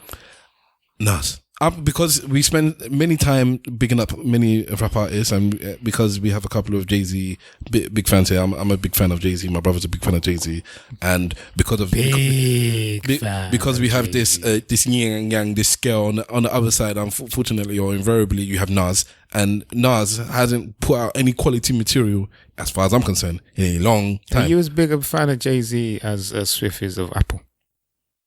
No. Okay. I wouldn't go to the treasure hole. Carry on. But basically, Nas brought out a project. I can't remember what it's called. Because I would quite happily say that there's rubbish Jay-Z stuff. And he won't rubbish. Swift would not rubbish anything Apple at all. Apple could come out and put a disease on him, and he would say it was to help me, to cleanse my body of whatever thing that was around me. Well, he says disease. The album was called King's Disease. Yeah. By Nas.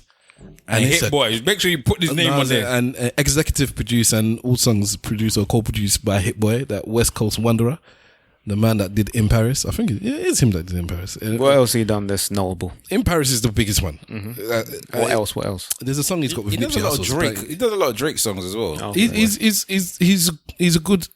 I'm not going to call him up and coming. He's a good rapper. For a long time. Yeah. Good decades or so, even more. I have a problem with people having one individual producing the album, but from what? I don't know, man. I like a little bit of variety. You know what I mean? Well, this album doesn't sound the same, and the album's good anyways. It's a good, solid album. I believe it's 13 tracks. It made me feel like it was just the right amount of songs. He did drop the world, you know. Lil Wayne and Eminem. He's done a lot. He did Paris. He did Cold. Because he doesn't put his name on the front of every song. Yeah. You don't necessarily know it's him. Yeah, but he's a millionaire. Yeah, he definitely. He did Click. He did a lot of Kanye stuff. All right, cool. It's just a good album. So yeah, I just want to big it up. I can't remember my favorite song because it's been a couple of days since I actually listened to it properly. The album is cold, man. But there is no bad song on the album. I like when it's been a long time since I've been able to say that. I think this is one of the best albums I've heard since Nipsey's. Really? You don't listen to a lot of albums. I don't, but I skim through them. I still don't think this is better than things like Tana Talk 3 or the what 3? Anything Griselda is better than this. No. Okay, you're not a Griselda man. No, yeah, I am. But for me, they're complete projects. It's like for one, their songs sound the same very often. I'm very happy with that. Very often they sound the same. Yeah, and then I'm happy with that. It gets down to you listen to that in the gym, yeah. What, Griselda? Yeah. Because my bridging goes on and on about this. Griselda blood. Benny the Butcher, Conway the Machine, Westside Gun. It's coming. That's all I need. There you go. All right. Say no more. Mr. Wolf's favourite track is Spicy. Which is feeding spicy. And when you look at the track list, you would think to yourself, why would you ever hear a song with A$AP Ferg, Fabio, and Nas? You're like, nah, come on, this is nonsense. But it's a heavy song. I think that I have to give credit where credit's due, man. Hit Boy was in the right lane. He did the right stuff. He didn't overproduce the album. The songs sound very much. It's very different from the Kanye West one, where I think that the Kanye West one, he tried to overproduce the songs, make them maybe a bit more intricate. Whereas I think Hit Boy has made songs that I can't remember it anymore. Exactly, that goes more with this Nas era that Nas will understand and his flow will go over quite nicely. And Nas just decided that he was just going to come hard on it. And everybody that was on the feature, so you saw the feature list, people were like, this looks mad. But a lot of them seem to be choruses and stuff like that, not necessarily having their own verses. And then he had the Firm on the blood. Hearing Foxy Brown again. Yeah, it was good. Touched my heart, blood. Hearing Omega and Nas together sounded good. Come on, man. I wish we can get a Firm album now. I want Nature, though. I don't ever disrespect Nature, because Nature was hard. Yeah. That's one of the times where they actually replaced a man. They replaced a man that I was hard with a man that was just as hard. Sorry? Nature's just as hard as Core Mega. No, he's not. Oh, Nature's hard. No. Nature is hard. Nature's hard. I prefer Core Mega. Yeah, Nature's good. But Nature is hard. Core Mega is better than Nature. Yeah, yes. So that's it. They But didn't replace. But he's hard. It wasn't a like for like replacement. But he's hard though. It wasn't something that he was missed. I don't think that he was out of place on that Firm album. It was not out of place. So, and he's still going with people like Nas, Foxy, and AZ. So, as far as I'm concerned, he was hard. So no, I'm not. I listened to that album. The Firm album is not bad, blood. Nobody talks about it. No, the problem with the Firm album is it came out at a time when elite hip hop was still coming out. If it came out now, people would be picking it up. But at the time, everything if it came out now. At the time, it was elite hip hop was coming out now. Look, people disrespect. It was written. Yeah, but at the time, people didn't like it because they compared it to Illmatic. Yeah, but it was written. I personally prefer it was written. Yeah, so do I. But most people don't. So that's why they cussed it because like I'm a gun. You had the best album and then you came out with this gun. Come on, blood. Even from the intro. This is why get the dogs. I want people. We're gonna have ourselves hanging tonight. I want people to understand because I know people that know me. They even you said it almost like I got Nas. I don't hate Nas. My problem with Nas is that I compare Nas to Nas. And the Nas that was there in the first 2 albums, the other Nas No. it. It was what's the third one? The third and the fourth one we could do? The third one is I Am. Yes, it's a good album. I Am is good, but it's no way compared to the first 2. I was okay. If you want to give him the first 3, and then Nostradamus is a good album. Nostradamus is alright, and then Lost Tapes. Yeah, but then after that, I'm just like, why? Yeah, he's done nothing good since then. No, so he was not. Some have been alright, but that's not as an album level. As an album, he's done no good album. Yeah, he had good songs. Life is Good is alright. Life is Good is okay. It's alright, but as I said, but they're not on the same quality. And I hold Nas up to the standard of Nas, and that's my problem. That's where I say you can't compare him and Hov because I do the same thing with Jay-Z, but he holds it to this day still. But Nas, this album here showed me Nas that it seemed like he was comfortable with what he was doing. Yeah, and you could see the responses. Everybody said, "Yeah, this is good." Some people are saying it's the best album of the year so far, and so you're arguing because you're saying Griselda's album. No, I'm not saying it's the best album of the year. I'm saying that I like the album. I'm trying to think. I'm not saying the album is good. I'm still saying if there's another rapper, Vic Mensa's album that came out, thingy, if you listen to that, you might say Vic Mensa's album was better than the last one. I'll listen to Vic Mensa's album because I remember his first one. It had I can't remember what song it was, but there was a bang on it. But then it was just an alright album. Vic Mensa's album, I was listening to it while I was exercising, so I got to listen to it again. But when I was listening, I was like, "What is this?" I had to stop. Like, what is this? It was bad. But only 8 songs though.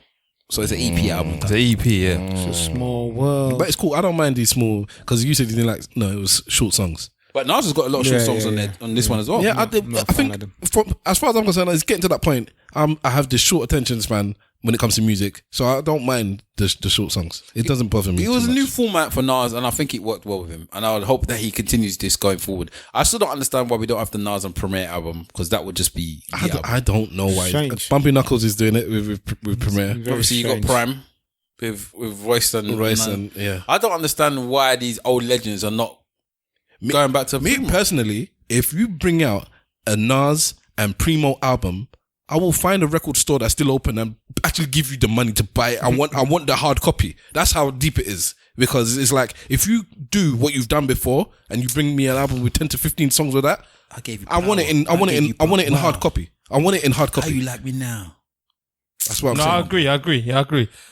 I would want them to put it on vinyl as well, to be honest with you. Vinyl's still out still, so people can still get vinyls and stuff, but CD's harder to get the vinyl these days.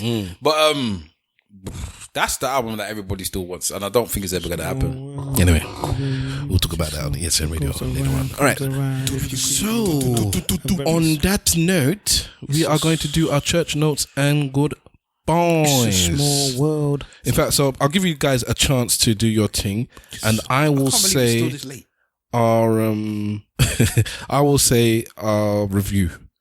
And by the way, guys, this is something I've done whilst I was doing research for my other pod. I realized that because I read the podcast off the Apple Podcast app, there are ways to find the reviews separately to get them off separately.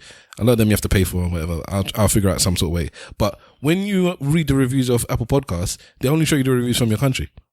I actually went to an email where we've got some reviews because we have our reviews sent to us as well. And I was like, I didn't remember reading this review, and it was like a couple of months old. And then I see, okay, it was from whatever country. I'm only ever reading reviews that we get from the UK. There are people sending us reviews from other places that I'm not saying. So if I've said, send us your reviews, and it's like, I have seen my reviews and you haven't read it, I apologize. It's because I can only see reviews from the UK. I'm going to try and find a way to get all the reviews from other countries because, we are out there in other countries. Why won't you share where they're from? Because he doesn't know yet, does he? Well, he can't remember. No, but he says that I'm not going to, as if I know, but I choose not to. So what did I say? I'm not going to. He didn't say that. What did he say then? He just said that he needs to find the method of finding out where the reviews come from. Just please carry on. No, he did say that. I don't do your rewind thing at the end. What did he say? He's not going. He's not going to what? What did I say I'm not going to do? I said, tell us the country that the reviews are from. I didn't say that. I don't know where the country is. I said that I can only read the reviews from the UK. It's okay. Let's do the rewind. It's all good. I'm only ever reading reviews that we get from the UK. There are people sending us reviews from other places that I'm not saying. So if I've said send us your reviews and it's like I have sent you my reviews and you haven't read it, I apologize. It's because I can only see reviews from the UK. I'm going to try and find a way to get all the reviews from other countries because we are in other countries.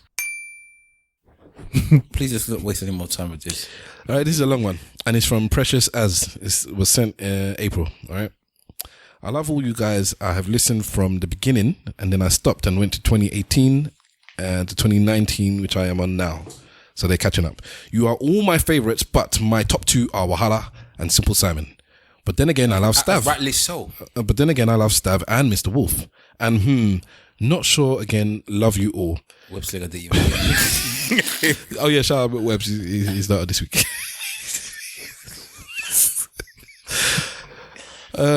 You're getting me through the corona lockdown. I wake and sleep and go to work with you guys. I'm currently on episode 223 with Mo and Wavy.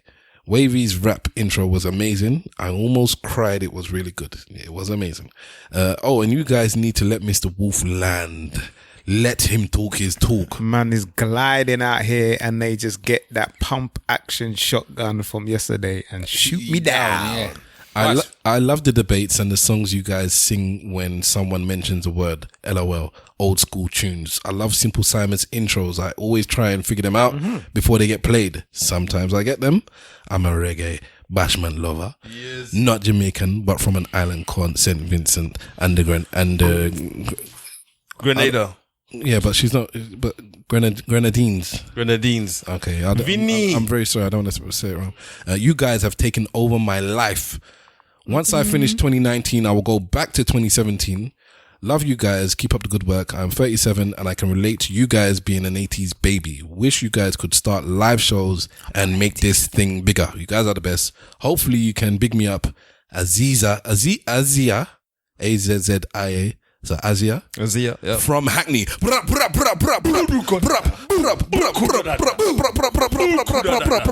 Yeah. Azia from the manor. Go on, Azia. Yeah. We're feeling you. It's Mr. Wolf saying I feel you. And thank you for sticking up for Mr. Wolf. No.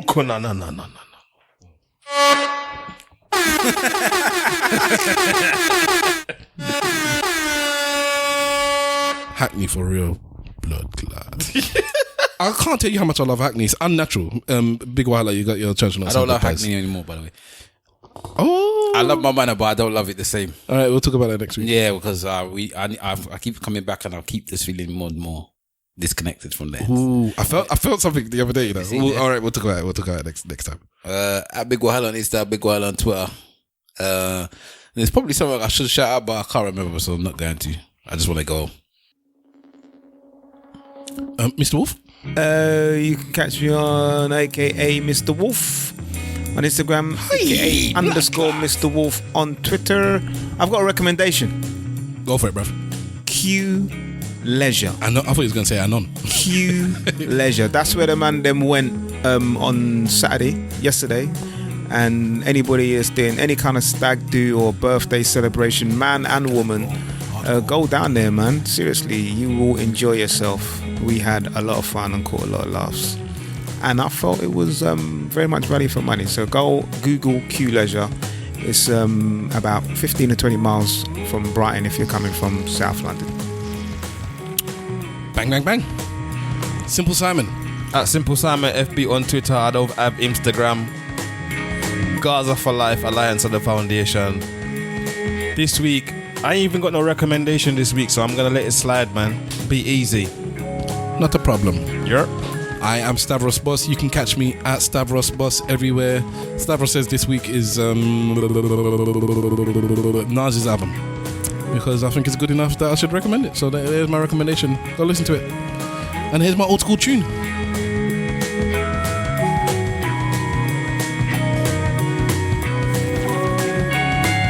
The mom for your immaculate war.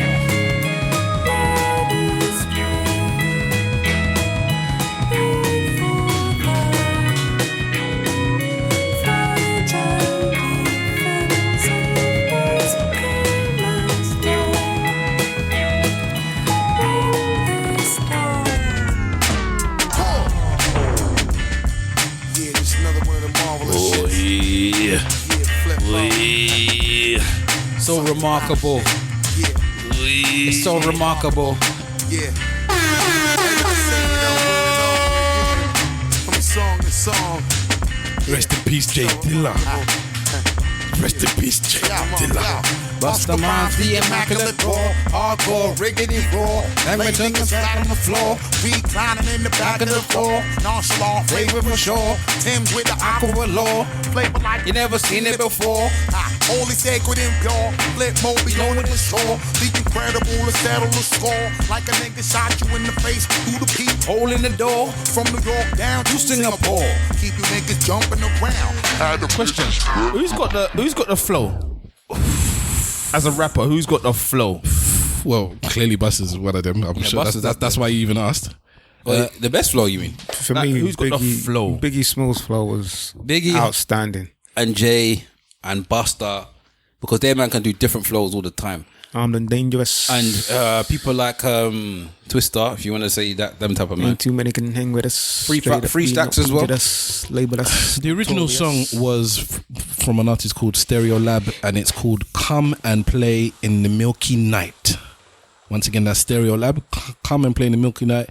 And that was Busta Rhymes. Show me what you got for me. Which is I loved that Anarchy album. Yes, Anarchy album was my favorite Busta album. And maybe it's because it has very much J Dilla production on it. J Dilla. Anyways. So there you go. Rate and review us, please. Forever is that evil that men do. Sorry, keep going. Rate and review us on Apple Podcasts and wherever else you listen to podcasts. Oh shit, we ain't done. I was out here yawning, you know.